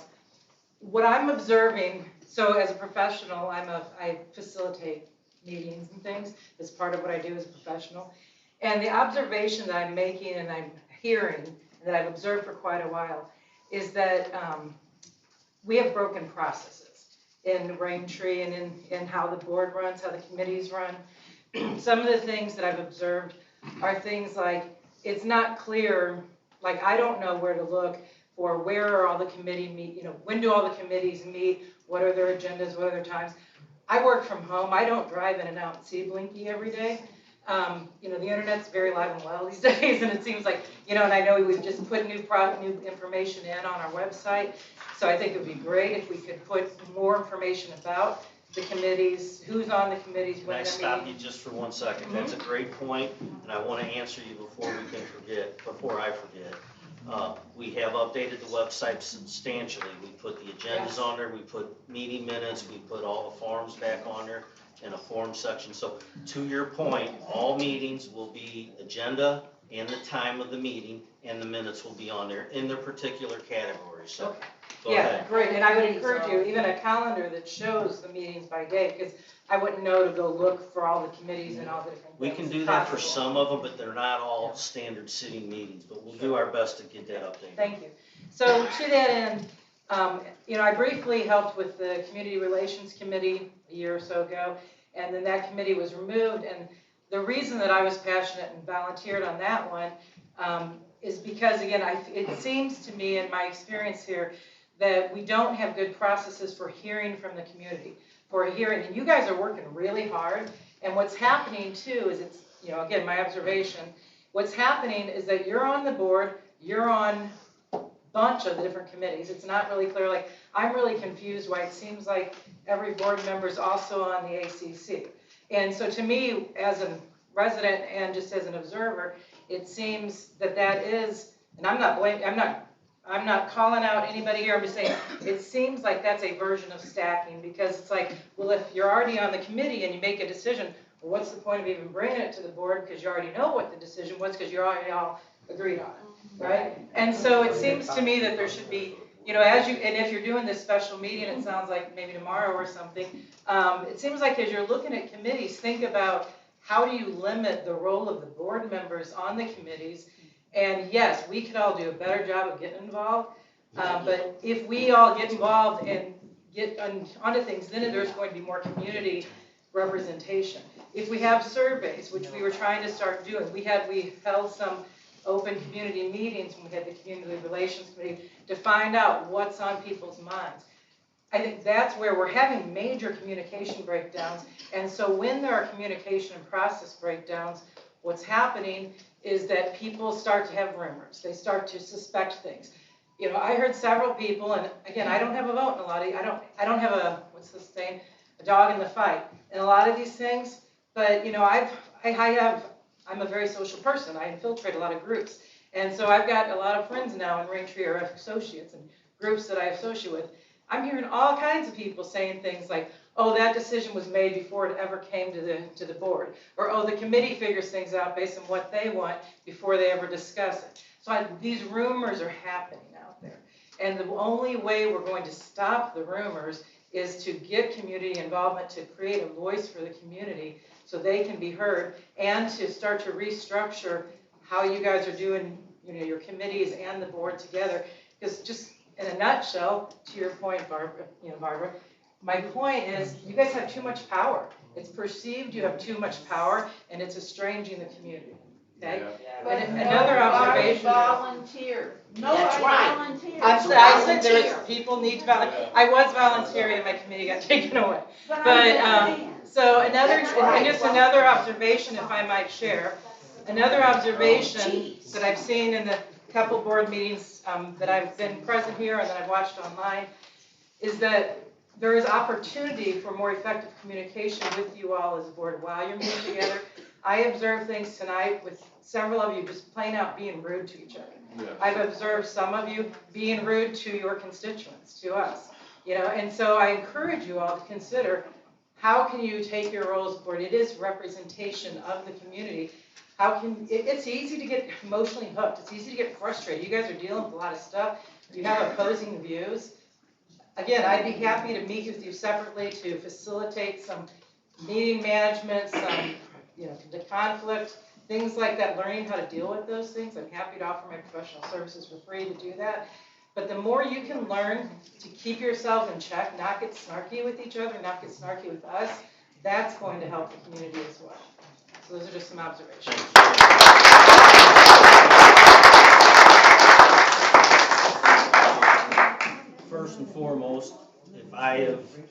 snarky towards anybody, I apologize. I also apologize for anybody on the board as well. So I hope that we could address everybody and each other in a respectful adult way. Kent? Thank you very much, Dave. By the way, I'll kick your ass on pickleball. Telling you flat out, brother.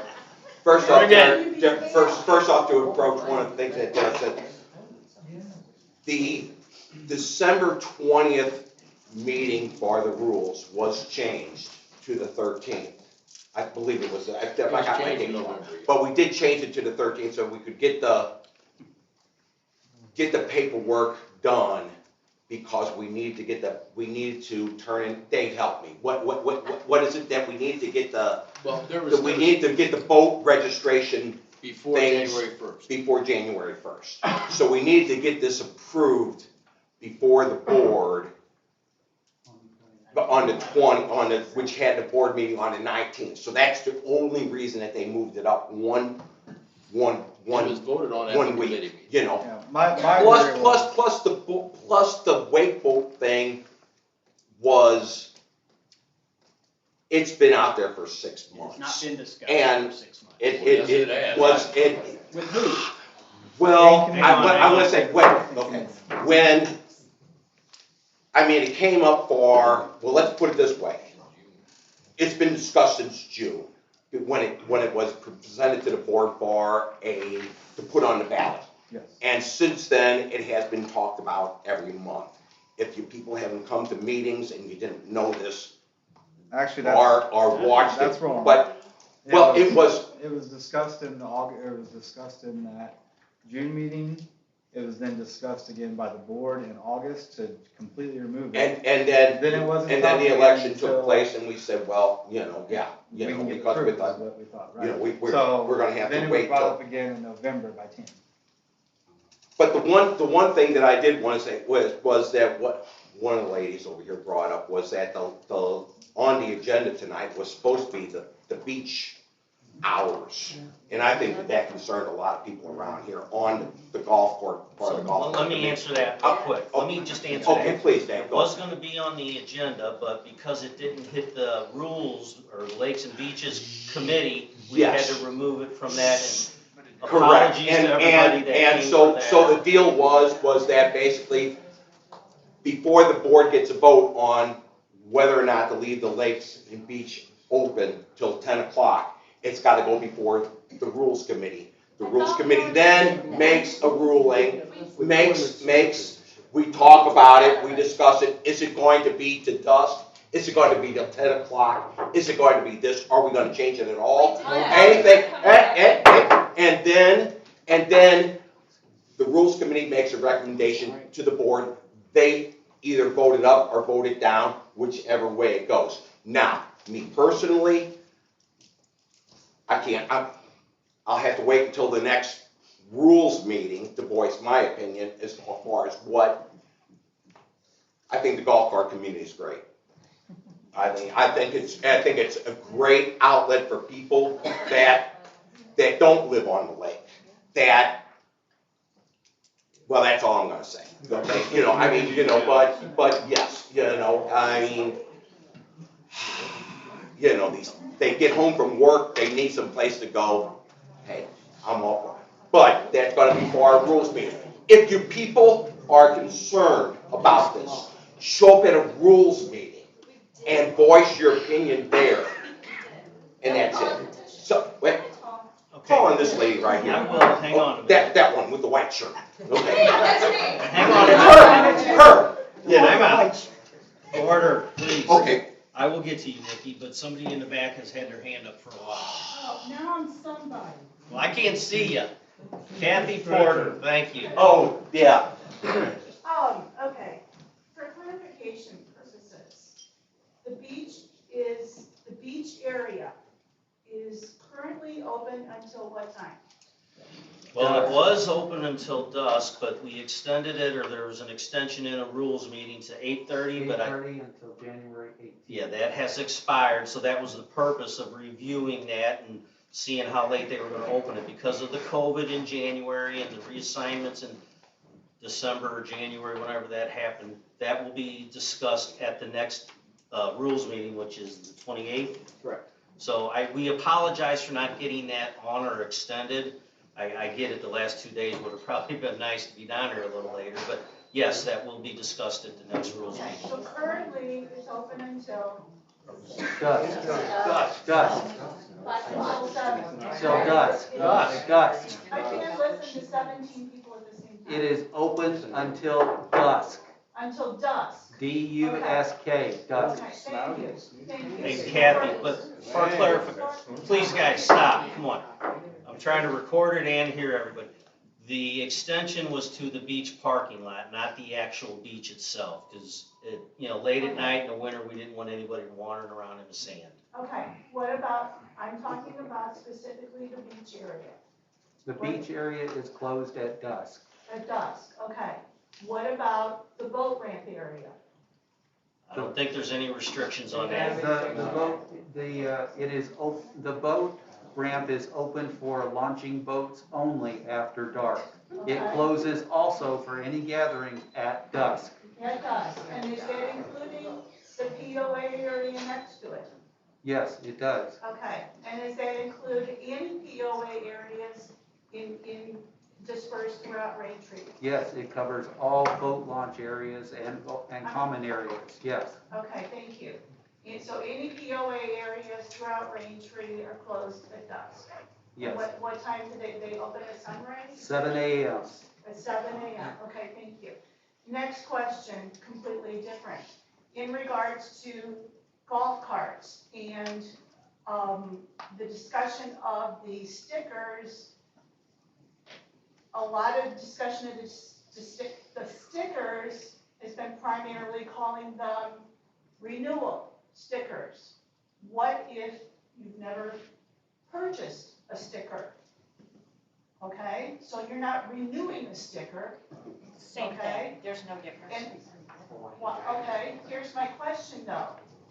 If you currently have a golf cart that is non-operational, there's no point in me buying a sticker until my golf cart becomes operational, okay?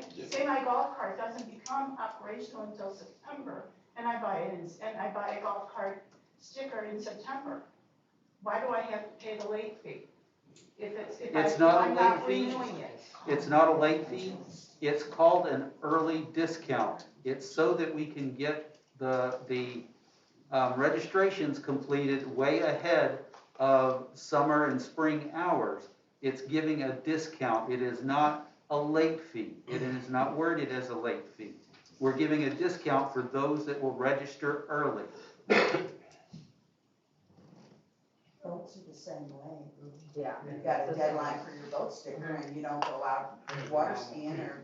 Is that the same case for Yes. any Yes. motorized? Way back. Any motorized systems? Because I've been told differently that you charge an additional fee for. It's not an additional fee. There's a regular fee and we're giving a discount for early And registration. that's across the board for anything. I believe it counts for boat stickers and for golf carts. Okay, and the only purpose for the car sticker, And for a vehicle jet ski. sticker is if you want to park at the beach or along the top where that goes aligned with on the same side as the beach, correct? I'm sorry, repeat that? The only reason for a vehicle sticker is if you want to park your vehicle at the beach or in the sections that are connected along the hill. It goes for any common area, not just on the hill or whatever. Your car sticker, it lets you legally park at any common area. That could be the boat launch, that could be the beach area. The beach area, the beach parking lot, lower parking lot is reserved for property owners only. So the ones that have stickers, you can't use a guest pass to park at the beach parking lot. So if I park at the pavilion parking lot and I don't have a sticker, I can be towed? That is correct. Unless you have a guest pass, Unless you right? have a guest pass or a guest placard. Okay, thanks.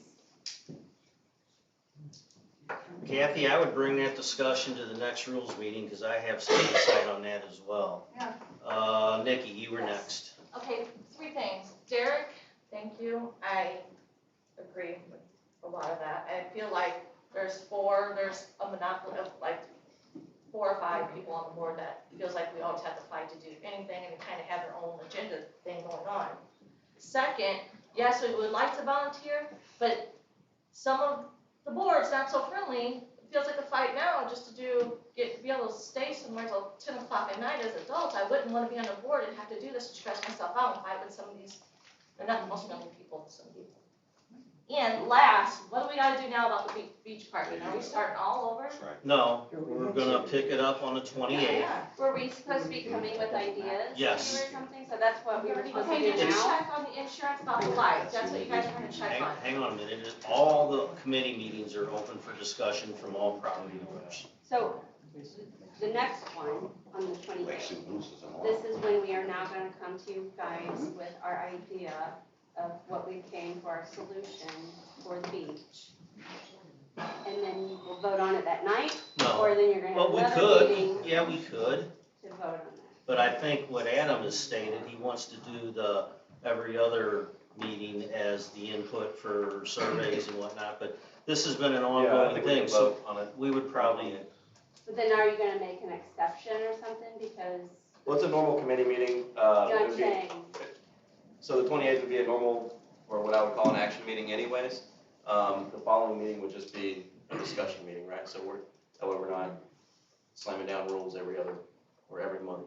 So, how you all made and extended the time to 8:30, can you now do that again in this magical building process you all do to decide whether or not you all can? We hang could, out? yes, Can we do that? but my point, hang on one second, John. My point would be to what you said, that should actually come from the Lakes and Beaches Committee, brought to the POA, only if it, so we gotta talk about that. We got some internal discussions going on about how the rules get So created. like, what is the consequence? So I go down, I go to the beach all the time right now. I go down about 3 o'clock and I don't know when I'm gonna go back. But I'm not gonna get the police called on me because I'm sitting down at the beach in my car, minding my own stinking business, catching some sun, catching the moon, doing whatever the heck I wanna do. I live here, I pay you guys to live here, I'm a grown person, I know how to make good choices, not how to make good choices. Like, I don't need anyone to babysit me, nothing like that. Yeah, So we I agree. don't want the police called on me. Our goal because is I'm down to make it fun for everybody and respect the property owners as a whole. there. I'm And gonna get fined $100, Chris. Because I'm gonna be down at the beach. Actually, that lake voting center was changed at that December meeting, and it'd now be $500. For which? It was at that December ACC rules meeting, it was changed. How First offense is 500, second offense is 750, Why would third it- use is $1,000. It says lake and voting centers, so lake centers and voting centers. Right here. all right, folks, please, so we can keep this straight on the, did you have one last thing to say? Y'all are talking about your stacking. It feels, people are feeling that there's stacking going. And then there's comments that nobody wants to volunteer. Could this possibly be a reason why people don't want to volunteer? I'm a young person, and I feel threatened by just wanting to live here. And literally, I've been here since I was like, well, we lived here originally when I was like 20. And now I'm 46, and literally nothing has changed. As far as having, you all mentioned about the whole volleyball court thing, I'm the person that was going to pay for all of it. Guess where it's at? In my garage. I bought the net, I have everything but the sand. But did that ever go anywhere? No. Hold on, I'm still talking.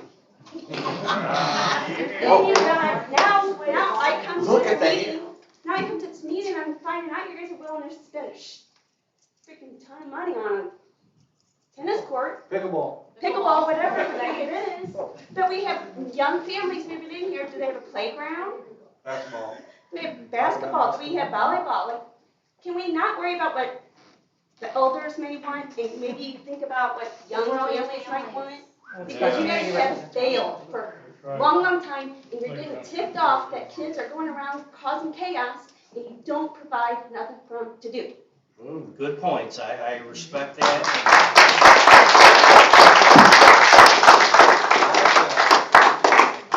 I will say, Danielle Bentley, and I'm the Bentleys. So you guys, I mean, you've been after my family for how long? So, I agree with trying to do things for families and the kids and the jungle gym and the volleyball courts. I will say that what you guys passed in last September with the assessment increase is gonna allow, and I've said this for a long time on Nextdoor. I did a poll or a survey when I was here for about 6 months or a year.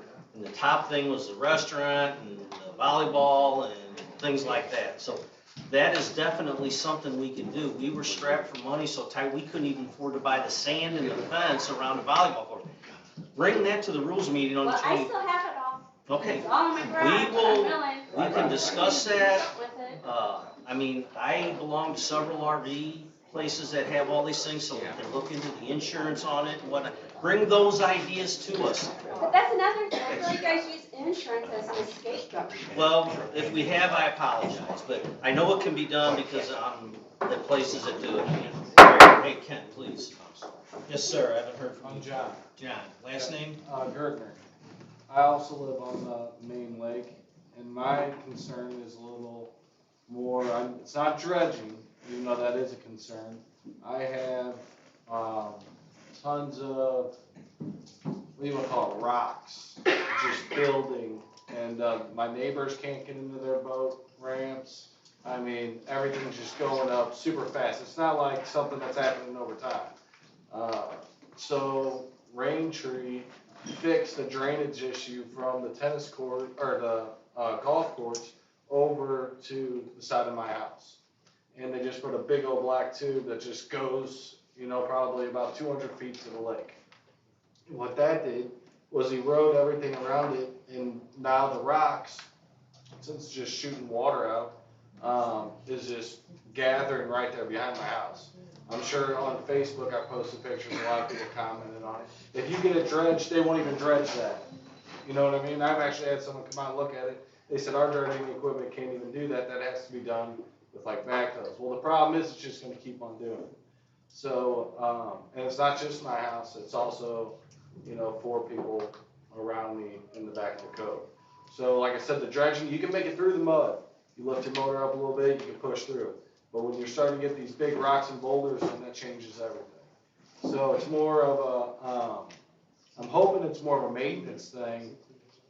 Yeah, but I think he's saying it's eroding around the pipe, right? And well, not around the pipe. Where the pipe comes out, there's nobody put actual a process to where when the water, the rip, collects the water and makes it to where it don't erode. So now it's eroding, going down to the main lake and hitting it at, hundreds of miles an hour. And anybody can come down and look. I mean, if you look at it, you say, my property value, if somebody came and looked at my house since I bought my house, I mean, I wouldn't have bought it because I'd go down there and look at that and say, holy shit, look, they're building an island, So, Hey, John, one of the things that we approved in a previous board meeting, I think it was November. was dredging. Yeah, we put, that's not the same thing as. no, I know, but it's gonna, that It's will not allow even us, it's not on the same level. no, but that fund will allow us to do dredging, it will allow us to do rock removal, it will allow us to fix. Well, hold on, that's the thing. This can't keep going on. I mean, there's trees right next to, so there's an easement from my property line and my neighbor's property line that Raintree is their actual, this is what I was told, that you guys are responsible to maintain that. So what's happening is, it's eroding all the ground, and these trees that have been there for 50 years, huge trees, are now starting to erode, and who's gonna take care of that when it falls on my house? All right, let's do this. You get your name to Mr. Getty, who's on, I've talked to him before. Okay, and let's see if we can't do similar to what we did at those other. And also, another question after that I will get, isn't everybody voted in? Yes. Okay, so Well, don't get the big confusion on. everybody is voted in. Typically, there's 3 board members every year because you get a 3-year term unless there's a resignation, then it would be 4 or 5. Okay, so if people are having problems with people, that, as a community, that can change. So it's the community's fault, right? Well, I'm not blaming. Well, no, you can also vote somebody else in. The years If they run, that- that's the problem. That's All the right, other hang on, problem. Kathy. Well, some years nobody else John in running. the back. Hang on, oh, go ahead, real quick. Okay, and I'm sorry, what is your name? Danielle, no, I'm sorry? me? Yeah. Danielle, Bentley. Danielle Bentley? Okay, hi Danielle. And what is your name, ma'am? I'm sorry, Mr. President, do you wanna repeat it again? Kathy Porter, please finish. So just a little background, and I don't know, you say you've been here for 26 years. No, I've been in and out. Oh, okay, I apologize. Is in regards to the playground. I don't have kids, never had kids, you know, unless you want to count the four-legged ones, okay? Wonderful idea. We even raised money for it, okay? Yeah, we did. Held, you know, even the HOA held fundraisers for it, okay? But the problem, oh my gosh, I think the last fundraiser, it's been over 10 years. Okay, I think, and Deb, you probably know better than I do, wouldn't you say that, I mean, I think we had. It was normal to claim term Yeah, before the yeah. scrap. Yeah, I would say we had well over $10,000. Oh, no, it was like 1,800. It Yeah. was Oh, is it just that all It was, okay. it wasn't Okay. enough to really. But it was, I mean, it was a good chunk, you More than know, zero. but the problem is, and unfortunately, it goes back to, we were held back by insurance. Insurance. Insurance. But there's And other, and it's, you can only do what you can do. right, And so believe me, that's 10 years believe me. ago. We're Yes, 2022. yes, it is, and Danielle, please listen Spend to a me. bunch of money, Please plans, listen to me. $2,000. Please, Danielle, please. I have been in the litigation field for 14 years. How long have we been working through the process? Okay? People will sue people. I for understand anything. that, but The amount, look on CaseNet. I don't care about CaseNet. I'm Look talking about up- Raintree. pull up- I'm talking about pull all up- other pull up communities CaseNet. having Hang on. playgrounds for Danielle, children. please let me finish. My youngest is 16. I Danielle, don't care about Danielle, I playgrounds. sat there and listened to you and I did not interrupt. Please let me finish. I'll let you finish. Thank you so much. Pull up CaseNet, pull up Raintree Plantation, look at the amount of litigation that Raintree Plantation has had to do that aren't big issues. They've been sued because of the steps going down to the beach. Okay, and okay? That's People the will point sue of for all risk and kinds of transfer things. of risk. And the point is that if you build anything, if somebody falls, God forbid. God forbid, but we can't keep living in fear. If you But, want to but progress. no, we can't keep living in fear, but we have to live in a society that plays by the rules. I'm asking you to play by the And rules. not everybody does, not everybody does, and That's why what you, have that's to here, do. you wanna fix your whole. No, hang on, it's getting. Everybody, when we come here every year to get our parking stickers, you guys wanna talk about insurance? You know, the thing, authorization to, just release of risk. Release of risk, cover it across the board. You enter Raintree property, this is a whole harmless agreement. You have no jurisdiction to sue us because you are registering with us and you are not holding us liable. That doesn't, I know it don't stand up in court. 25 years. I guarantee, but And it you might doesn't convince hold water. 90% of it. I know that, but you're Danielle, gonna, that's the whole point of it. you are. Enough about that. Please, Danielle, I'm asking you to please respect this whole thing, situation, okay? Raise your hand, raise your hand if you want to talk, I okay? gave an idea. I am done talking. Okay. Please calm down, I'm starting to sweat up here. Miss Getty. Yes, first off, it's our responsibility to give our children something to do. And I'm not being mean or nothing, but it is our job. We built 25 years ago. There used to be a tennis court with basketball things, a fence around it. Okay, so they changed that. I believe all they did was put dirt over it. So can you guys just remove the dirt she can put her net and have volleyball court for now. Yeah, that's. I mean, it's simple. Yeah, but anyways, see, my whole point to all of this is that it feels like things just get overcomplicated. And the quick go-to is the insurance card. I've been in insurance for, 15 years of my life. I know transfer of risk. You can't always play the insurance card. There's too many existing subdivisions that have way great amenities. And more money. But babe, you can when they get sued and then they gotta raise our fees. Cause What nobody is- wants that. Huh? I said, they have to worry about that because when they get sued, then our fees go up and nobody wants that. Let me make one statement, Daniel, let me make one statement, and I appreciate everything you're saying. I am not an insurance guy, I spend a shit ton of it for my business and my personal, but I will say that what I have heard from our insurance, that we are on a fine line of who will cover us down here. And not that I am using that as an excuse, but I have heard through the insurance agent that, they don't wanna take the risk. So if you know somebody, and I have a broker that may do the same thing, he's wanting to get down here as well. But if you know somebody, let's get in front of How long have we that. had the same broker? Pardon me? How long have we had the same broker? As far as I know, 6 years at least, right? Maybe got to bid. Yeah, I don't disagree, we probably should shop around. It was the only person who That's what he's telling you. Nobody is bidding to take us. There is the. Why are you talking? You haven't raised your hand. I'm talking to him. So if you can get some information to us, Barb can reach No, out. I have a buddy else. Okay, thank you. John in the back. Are you happy with that idea? Yeah, shopping for So- insurance. and No, with the volleyball. Oh, I If they can remove the dirt, Yeah, I have all that in my garage. and so you're willing to do it, and then I'll give it to kids have, maintenance and. kids in here have something to Pretty do. good at volleyball too, Right? just so you know.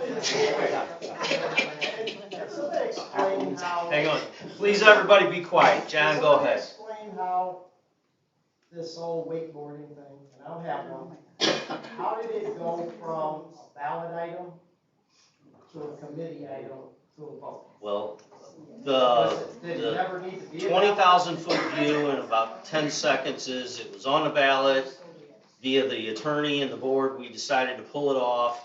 It went through committee and was brought to the board as a motion. That's how.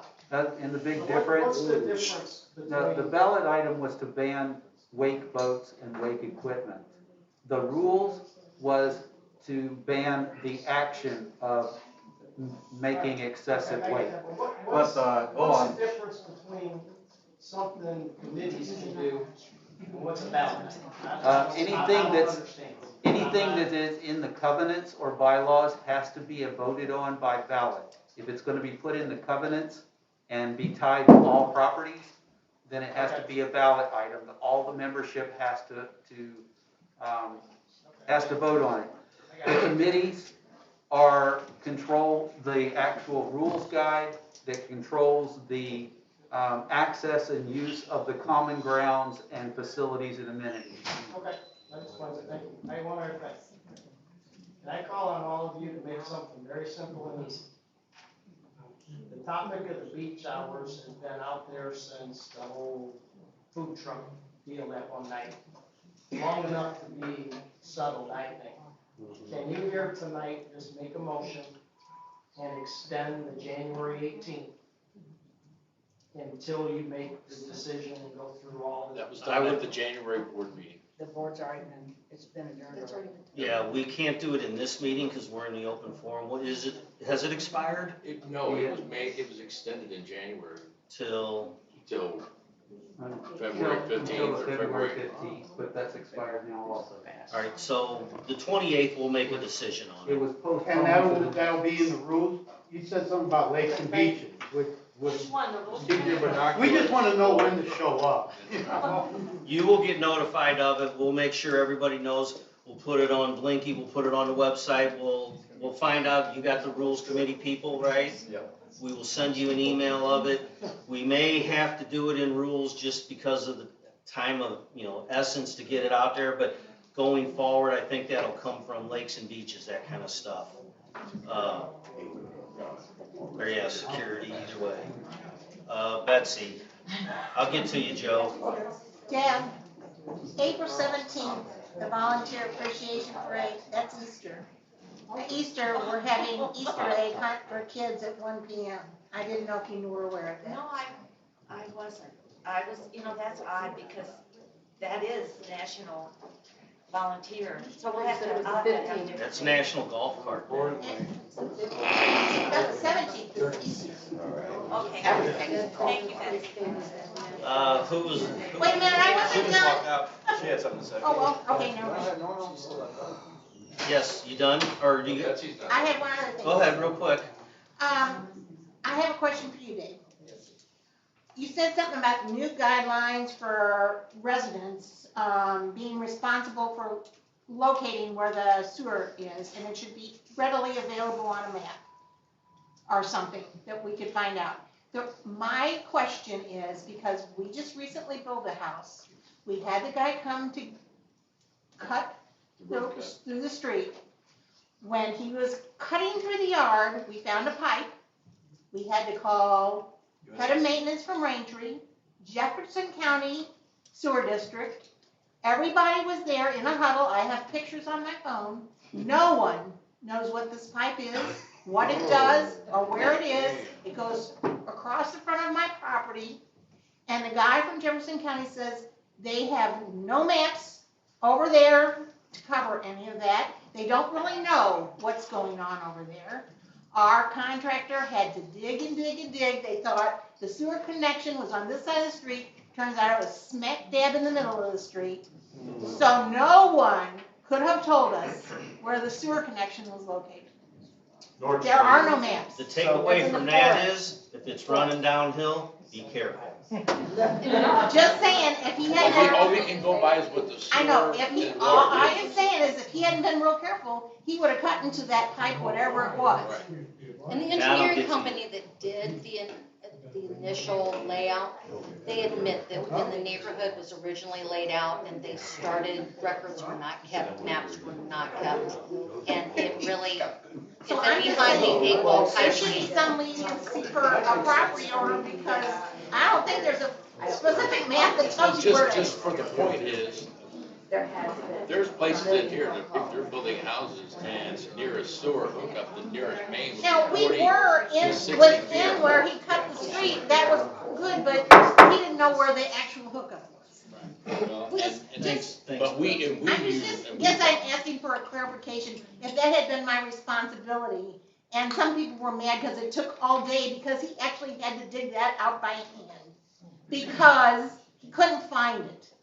And, some people were mad because they had to drive around the other way, but he did it as fast as he possibly could. Yeah. And I don't see how I could have been responsible. The Well, clarification, it's not, I'm sorry, I just don't wanna say responsible as in you have to find it, but we don't know where it's at, and if the sewer company don't know where it's at, Yeah, so that's, just for clarification and liability reasons, right? I do underground construction for my company, and you call USIC, right, and it becomes their responsibility. So even if they were to dig and hit, right, wherever USIC marks, they have 2 feet plus the width of the utility. So if they hit it outside of that, then it's their It was responsibility. not marked by So- USIC. So if it was hit, it would have Because been, we found it 2 places on a lot. One was directly under our driveway, which we had to dig out to put a culvert in, and the other was over on the side when we did that, and no one knows what yes. that is. So liability falls with USIC in regards to that. And he's right, like sewers anywhere in this country, right, are off. We have no water- idea if there's. Water mains, I mean, you're not gonna find them. So, I mean, unless, without digging or hydrovacing, so. but All there, right. what we are saying is that there are lots that we don't want property owners to assume that there's a hookup right in front of every lot. Because Okay, you that's can, all you you're can, trying yeah, that's what we're really talking about, is you might purchase a lot and the closest hookup might be 3 lots down. or more. And that's what we're talking about. I is was we're just not thinking ass- when you're we're not saying that, did you assuming- want me to go out there and say, No, no, no, well, no, here's no. where No, we're No. talking about the fact that we don't want property owners or potential buyers to just assume that Raintree already has a sewer line and a water line going to every, Well, we knew that all there of the was water and 3,000 sewer lots. lines there, because those Yeah. were marked, Well, you're but back in the forest, but we're talking, there's places over in the northwest corner of the subdivision that there's Okay. probably Yeah. gonna be they'll have to places run that water. they'll have to put in a main. I And we just had one contractor have to put in a main. okay. The main purpose, I think Dave's trying to clarify, is make sure you are aware of them, or somebody for your purposes, because if you think it's here and it's over there, that's a lot of money for you to eat. Right. No, So it turned out that's to the be purpose. in the right direction, we just didn't know exactly. And if you do start finding them, you can be assigned that task. Joe Huddle, yes? Yes. Yeah, this gets back to the beach, the parking area. You guys need to set up an area for these golf carts to park. Last year, Ed had it down pat. He had 4 cars in each parking spot. If you don't do it, these people are gonna park wherever they can. You're gonna land up with 1 golf cart here and 1 golf cart over there, and a bunch of people are gonna be complaining over it. We're working on some security companies to get that Well, controlled. that's security, I mean, you got all these people coming down there too, parking there, who don't even live here, who don't have stickers on their car, and they're taking pictures. That doesn't get them moved, you know, it doesn't get the cars moved. But Well, they they can park should be there. We normally put 1 per space, so multiply that out how many Why, cars. why, we're not why, having. why don't you work with them on that, you know? Yeah. I'm not on the committee, I wasn't You there. know, you don't have to do it. Well, you gotta call the John volunteer. Mosley, everybody's got your number. John Mosley's, Yes, I'm not on the committee. John Mosley's a new security officer at the beach. Put that in Until 10 o'clock. the minutes. Yes. So, I'm gonna be really fast. My name's Marilyn Nelson. I never come to these meetings, just so you know. But anyway, I came tonight because I wanna say, I appreciate every minute that any one of you people put in for the board. I was on the HOA committee for 8 to 10 years, whatever, and you can't get people to volunteer to do jack crap. That's right, but they And crap. you can beg, and we'd be toting boxes and doing stuff and putting on all these events, and you'd have 4 ladies and maybe a husband show up to help. And Yep. I'm just saying, I What a lucky appreciate guy. the time- I appreciate all of your time, and anybody that volunteers for anything, God bless every one of you. Secondly, I did work in insurance for 25 years. The first thing on the application, when you've got something like this, is there a playground? Oh, and you've got a lake, and you've got this, and you've got this. And I it's agree, only I agree, so why you can't 30 buy. years in insurance, I agree. I'm done, thank you. I'm not against, we need to just get some ideas from insurance companies and quotes and what they'll cover and what we can afford. It's really what we can afford is what it boils down Pickleball to. would be a problem. Oh, wait, hang on, I gotta get John Irwin. You can go ahead, I'll be last. Okay. Miss Getty, go ahead. I wanna know, if the food trucks, are they renting a spot? Are they taking spots up that, like people to me that pay my fees every year? Yes, I have Are talked they to, renting? they didn't last year. And why not? I don't know. It was You're the board approved. president, aren't you supposed to know these things? It was approved. I'm not the treasurer and I wasn't Lakes and Beaches. Yeah, but you run it. No, I don't run it. They were supposed to pay us $50. I have talked to Brian at Luke's. They didn't? So then they're not coming back, right? Yeah, they are coming back. He did not pay it because he didn't want to pay it. Okay, so how about they pay what they owe before they get the rights to do it again? Like we have to do. Dave, are we a nonprofit? We can't take money? I don't know. No, we can't. There's a minimum. Is that right? What I've talked to Brian about today, that I'm gonna talk to the treasurer and the office, that we will bill him on the first of the month based on how many times he showed up the previous month. And it will be his job to report that to Lakes and Beaches, AKA, or security. And that will report to the treasurer and the office, and they will send him an invoice, and he will pay with check or credit card. That was not established last year. And that was really the first time we tried to do it, so it was kind of a whirlwind, and there were some issues with who was coming, who we were getting, and we didn't know, was the Cheese Shack here last year, or was that 2 years ago? 2 years ago. So we are gonna make them pay $25, and Brian's well aware of that. Roxy's, I'm still getting dates from her, and discussing that with her as well. I think she was aware of that last year as well. Okay, because, Yeah, I mean, the main goal was, let's not charge them before we even let them establish themselves here. So granted, we didn't do it last year, but going this year, they will be charged $25.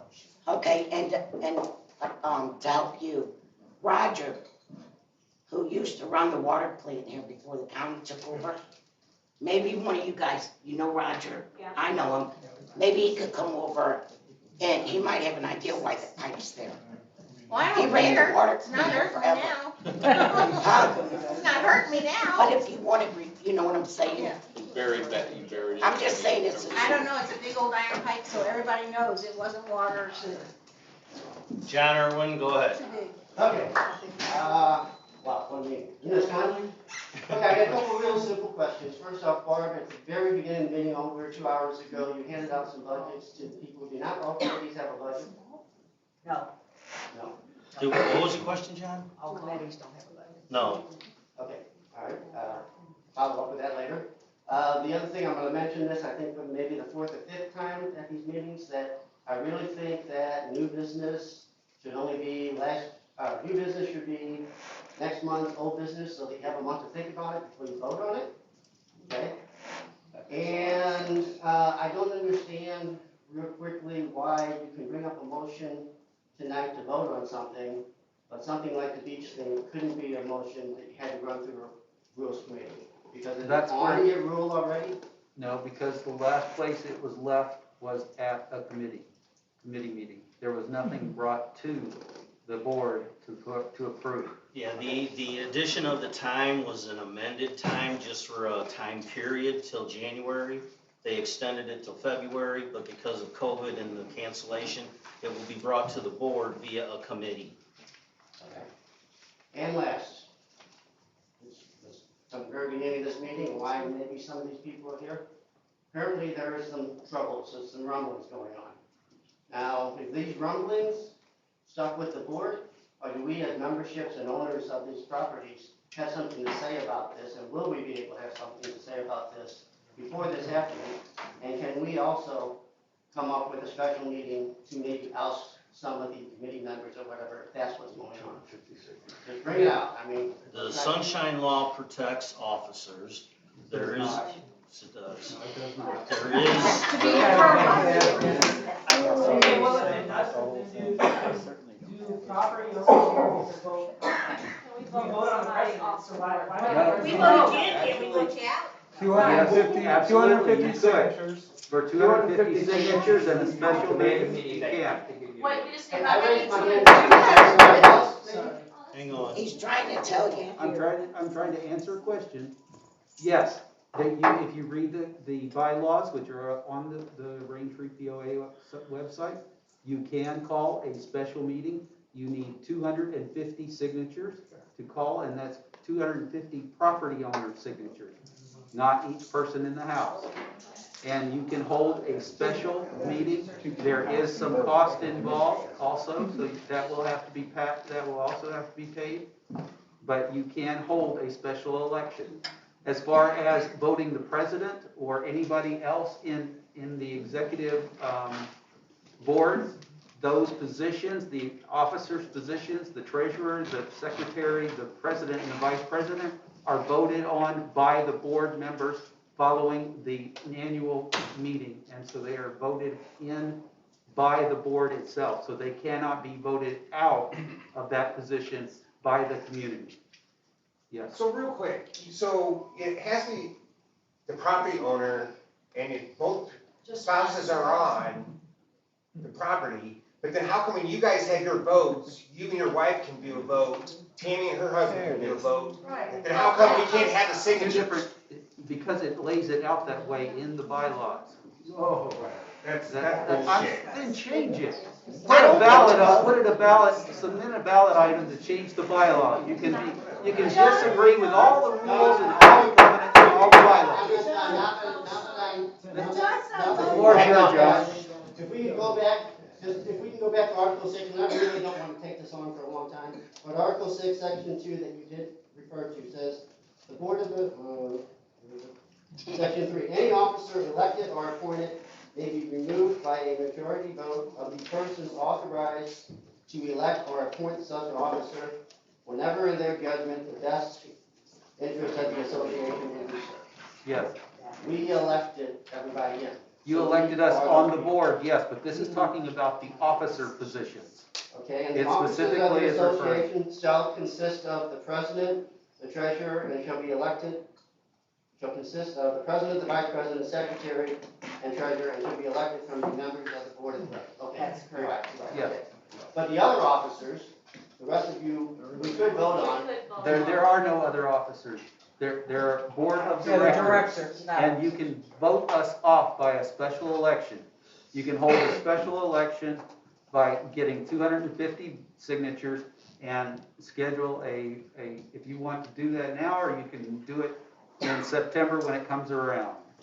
And that includes voting out the board officers, correct? No, it does not. Okay, but if we hold a special election and we want to vote off member C, Yes, and they just happen to hold an officer's position, that's not, that is not that'll available to vacate us. no, it'll vacate the officer position. Okay, thank you. But So not- you okay, can't, so- you can't vote to say that whoever is part of the executive board, Not you the can't, position. you can't take out that position. You can take out the board position itself, and then the The executive position they hold goes Right, I vacant. said board member C, Right. just. Right. It's because I a didn't want to- terminology, board director versus executive. Yes. Thank you. Dave, Yes, ma'am. this one is gonna be quick. The board, the entire board, their years that they serve are staggered. Some of these board members, their time is up in September, and they can rerun if they'd like and be voted in by the community. Some of them have 2 years left on their, on their 3-year term. Some of them have 2 years left, some of them have 1 year left, some of them have 0 years left, and they would have to rerun. So, would you guys all mind telling us how many years you have left, or if you'll be up for re-election in September, or is that okay? My sentence is up in September. You ain't kidding, it is a sentence. Al, how, I'm, mine in September. okay. Al, Barb, and Chris are in September. Myself, Deb, and Dave are on a 3-year term. Or you're on 2? Both Denny's on a 3-year. And Deb, Adam, and Tammy are on the 2-year terms. So Deb, Adam, and Tammy have 1 year after September. You and Denny and Dave Getty have 3 years as of right now. 2 more years left after September. And And Barb, Al, and Chris are done in September. Did we all get it? Yep. I'll forget by the time I get it. Anyway, I just thought maybe people didn't realize how many years they had left. I didn't know. Very simple. House against itself can't stand. And if you people can't figure it out, we're gonna have a hard time out here getting anything done and anything accomplished. So all of this petty stuff, really, you gotta try to work it out as much as you can. That's really all I gotta say. I completely agree too. Yeah, you're here And- for us. I'm sorry? You're here for us. Yep, Absolutely. I completely agree. Ms. Getty? Many years ago, a husband and wife in the same home could both have a vote. Was any of you guys on the board when they changed that?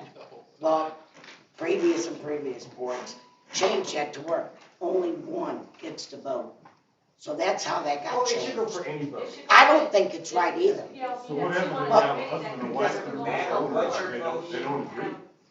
Right. Well, that's what I'm saying, it don't matter. Get a good lawyer. They changed it. So now you only got a board. You only got one vote. Wife divorces. One vote. One vote.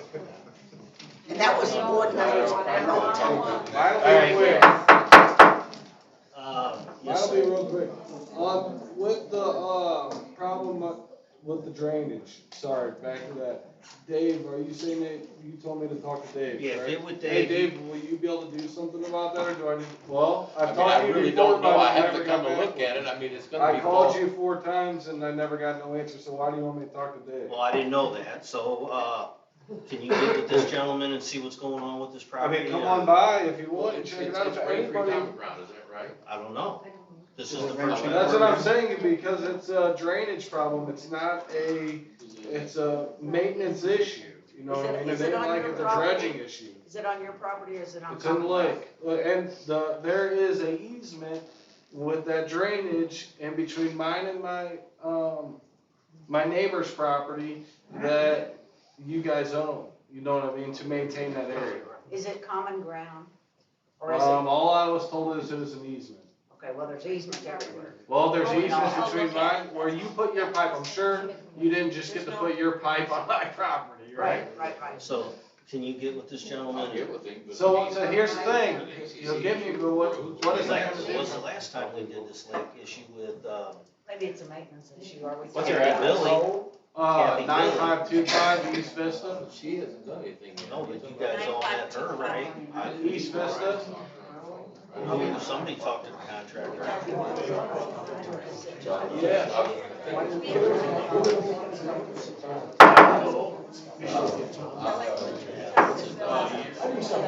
Hey, I'll call you tomorrow. Okay, thanks. And, I'm sorry, what's his name? Adam. Adam, you seem like you get some stuff done, you mind coming taking a look at it? Yeah, I'll come check it I out. appreciate I gotta go to Springfield tomorrow, but I'll try to get out there tomorrow morning or. Alright, I appreciate it, thanks. Sharon? Yeah, so one question I have a couple.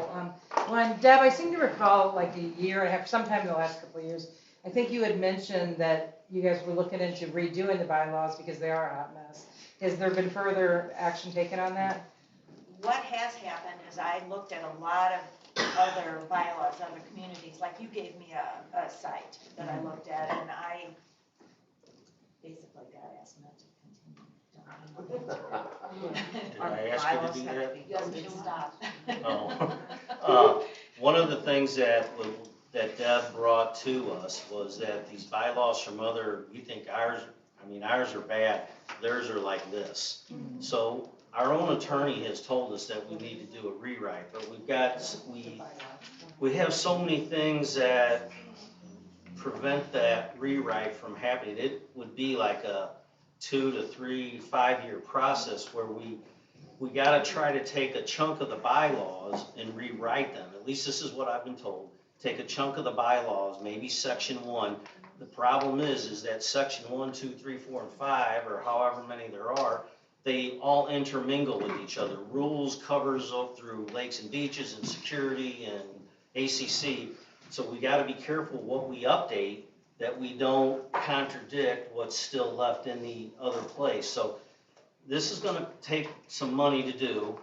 It's gotta be done probably by an attorney, or at least, some insight by an attorney.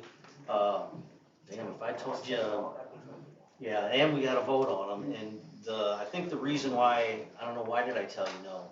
I know the biggest issue was we had so much going on at once that we were afraid that we would confuse people with the really important things that keep this subdivision running month to month, but it's not, I know I said we wanted to do it, I don't think I don't wanna do it, it just, we were in such a crisis with the assessment increase and everything else. So that kind of moves me, I'm sorry, Reba. I was gonna say that I think I had Rick Shrimp also volunteered to help that, but when I got in and started looking at all of these bylaws, and I made copies and printed out a whole lot of them, and honestly, a lot of the bylaws for communities around ours are the same template as ours. They're all hot mess. They're all ugly. Do we have a pro bono attorney in the subdivision? I don't know. Well, so this bridges into my next question. So one thing you might also consider, like, in the minutes, I know you're keeping minutes very similar, structured towards Robert's Rules of Orders and everything, but from just a management and ongoing standpoint, if you might consider keeping a running list of the action items, the requests, who's doing what by when, what the status of it is. You could do that in a simple Google document or something. So things like that don't get lost, and you could just keep track of you know, if they're on hold or if they're in progress. Things like this gentleman's request about the rocks, could say the committee looked at it, but then what happened, what's the status? And you could have a feedback loop built in. What I will agree to, how about you and Deb and myself get together? I would like to have some of the training you're talking about or teaching, and then maybe talk about this and see what we can do that makes it more helpful for this. I'm all about ease of use and readability. Who's back there? Kat? For clarification purposes, I just wanted to make sure I got this out there. There are situations where a husband and wife can both be voting if they own additional lots. Right. And even if their names are both on the titles of the additional lots, so long as the lots are not conjoined. And the primary is different. No, the primary does not have to be different. Yeah, it Yes, does. it does. Can both names be on the title? Both names can be on, but the primary, they have to be in the right order, and the primary has to be Right, different. but both names can be on. Yes, both names, but like, So one is one- the primary so- on one and the Right, other one's primary on the other. If both my husband and I own a house that's got an adjoining lot, and my husband is listed first on that one, he can vote for that one. Right. Okay, and I own we both own 3 other lots in my I'm listed. I just want to make sure that if you run across somebody that says, my husband and I voted, then you don't go, wait a minute. Okay, thanks. I only have a suggestion, I guess. The $25 charge for the food truck seems way too minimal. I feel like if they're coming here and making a bunch of money, it should be a percent of sales, like a 10% of sales, not a big deal. I agree. Well, I don't disagree with you, but we still are in the, of trying to keep them here. But We've they're got them anxious here. to be here. What? I'm guaranteed they're making, I know what I pay. I pay a lot of. I mean, I say he's making a potload, I don't know, I mean, Yeah, I $100 might be a potload to me and 10,000 to you, but. Like the food truck that's down there. Right, that's what I I'm. know, like, this chicken nachos is like $11.99. And they're there from 11 a.m. till dark. And how many I'm spots sure do that they take I up? mean, imagine if 3 or they 4. sold, let's say $500 or $5,000 worth of food, I guarantee they sell $5,000 worth of food down there. You get 10% of that for a Raintree. I'm a businesswoman. I'm just saying, it's more than I say $25, we don't have the money, what are we playing around with? Yeah, I mean, I don't have a problem with That's all I that, get. but we got one food truck willing to come down here, I don't wanna scare them away yet. Gary, Yeah, I'm Gary Umpley, I've lived out here for about 30 years. This has to do with liability, she just left.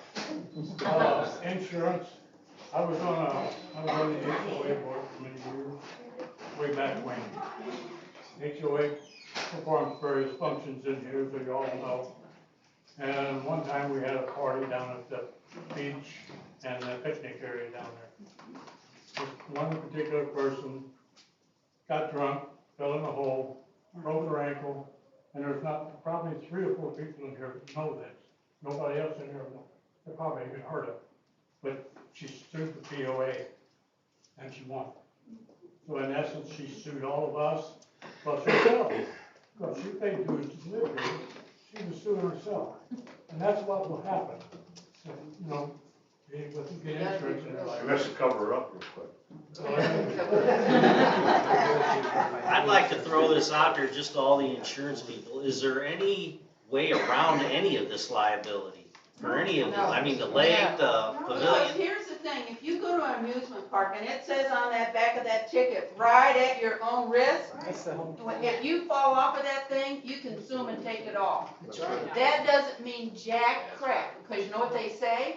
Oh, they didn't read the back of the ticket. They didn't do this. I mean, I was in claim. It's an ugly place. Alrighty, anybody else? Sharon? Sorry, I do have another one.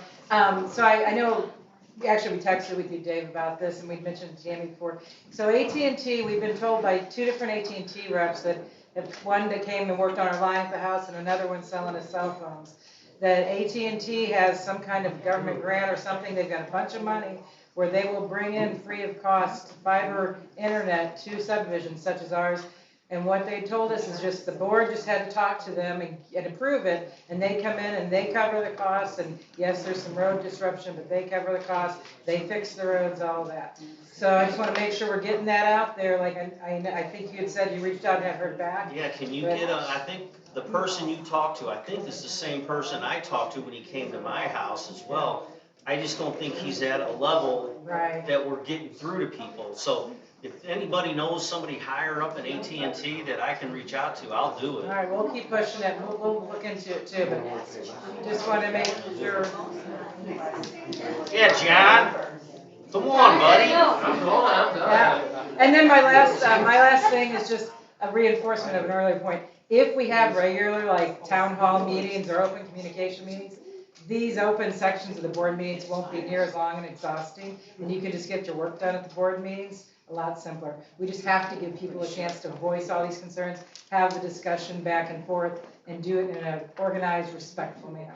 I would love nothing more to get back to where we had to rent the college for meetings, because I hear how great those meetings were, and all the people that have been here for a while, that they used to go to the high school or the college for the board meetings and whatnot, so that would be awesome. And I encourage everybody to show up next month. I encourage you, the 28th, mark it on your calendars. It'll be a rules meeting, so we'll discuss whatever you want to talk about there. There will be an agenda, it will be posted. Anybody else going once? Derek? Back to my point, guys. Can I get commitment from anyone on the board to make the 2 motions next month? The first one would be to avoid the actions taken in the December ACC rules meeting due to the violations of section 610.20. The second would be to rescind the motion made by Dave Getty at the December board meeting about the registration agreement due to it not being approved by a committee under sunshine law guidelines, and for not providing all the details to the rule change to the board. Can you give me the exact verbiage of what I need to research and then in an email or something, and I'll get with Deb and we'll figure it out, and I will do my due diligence to investigate this. Awesome, thank you. Anybody else? Ms. Getty? We have AT&T U-verse. I thought U-verse is fiber optic. No. It's not? It's 2 copper wires. Yeah. Hey Derek, you send that to me as well, I'll make the motion. Thank you. Anybody else going once? Yeah, just quick, I promise. Okay, wait a minute. You can't say that, because everybody that said that is taking 15 minutes. No, and I work Under Armour, and I am burning up. Seriously, I talked to Deb a little bit. What about some ideas, get on the books, a golf cart show, maybe have some people where they back the carts in, we can maybe surprise them or something. You know what, that's a great idea, because somebody last year, Frank, who was that brought up the car show down at the boat ramp late in the year? That was awesome. Yeah. Okay, so then. Was it? Karen Hinkle, is she still here? No, She bailed on us. Yeah, let's get that, you know, we ought to have like a theme night once a month, in the Right. summer at least. So we gotta have somewhere where we can gather at dusk. But Laura had an idea about something for Easter, we've got 4th of July. Hey, guys, the meeting's still going on. We got 260 carts in here. Can you imagine what we could do with that 4th of July golf cart parade if we could get a little bit more awareness earlier and so forth? So anyway, I'm gonna shut up on this. Tammy will probably help me. We'll get this going. All right, I appreciate it. Oh, Catherine's out of soap, who's in the maintenance committee? Look under the stage. thanks, everybody. I appreciate seeing you next month. Thank you all. I know you did. Like, I would try to like imagine. No, I'm not. They would tell me, I'm not gonna tell you guys. Nobody put you on the spot. I'm a no rules. And like, I'm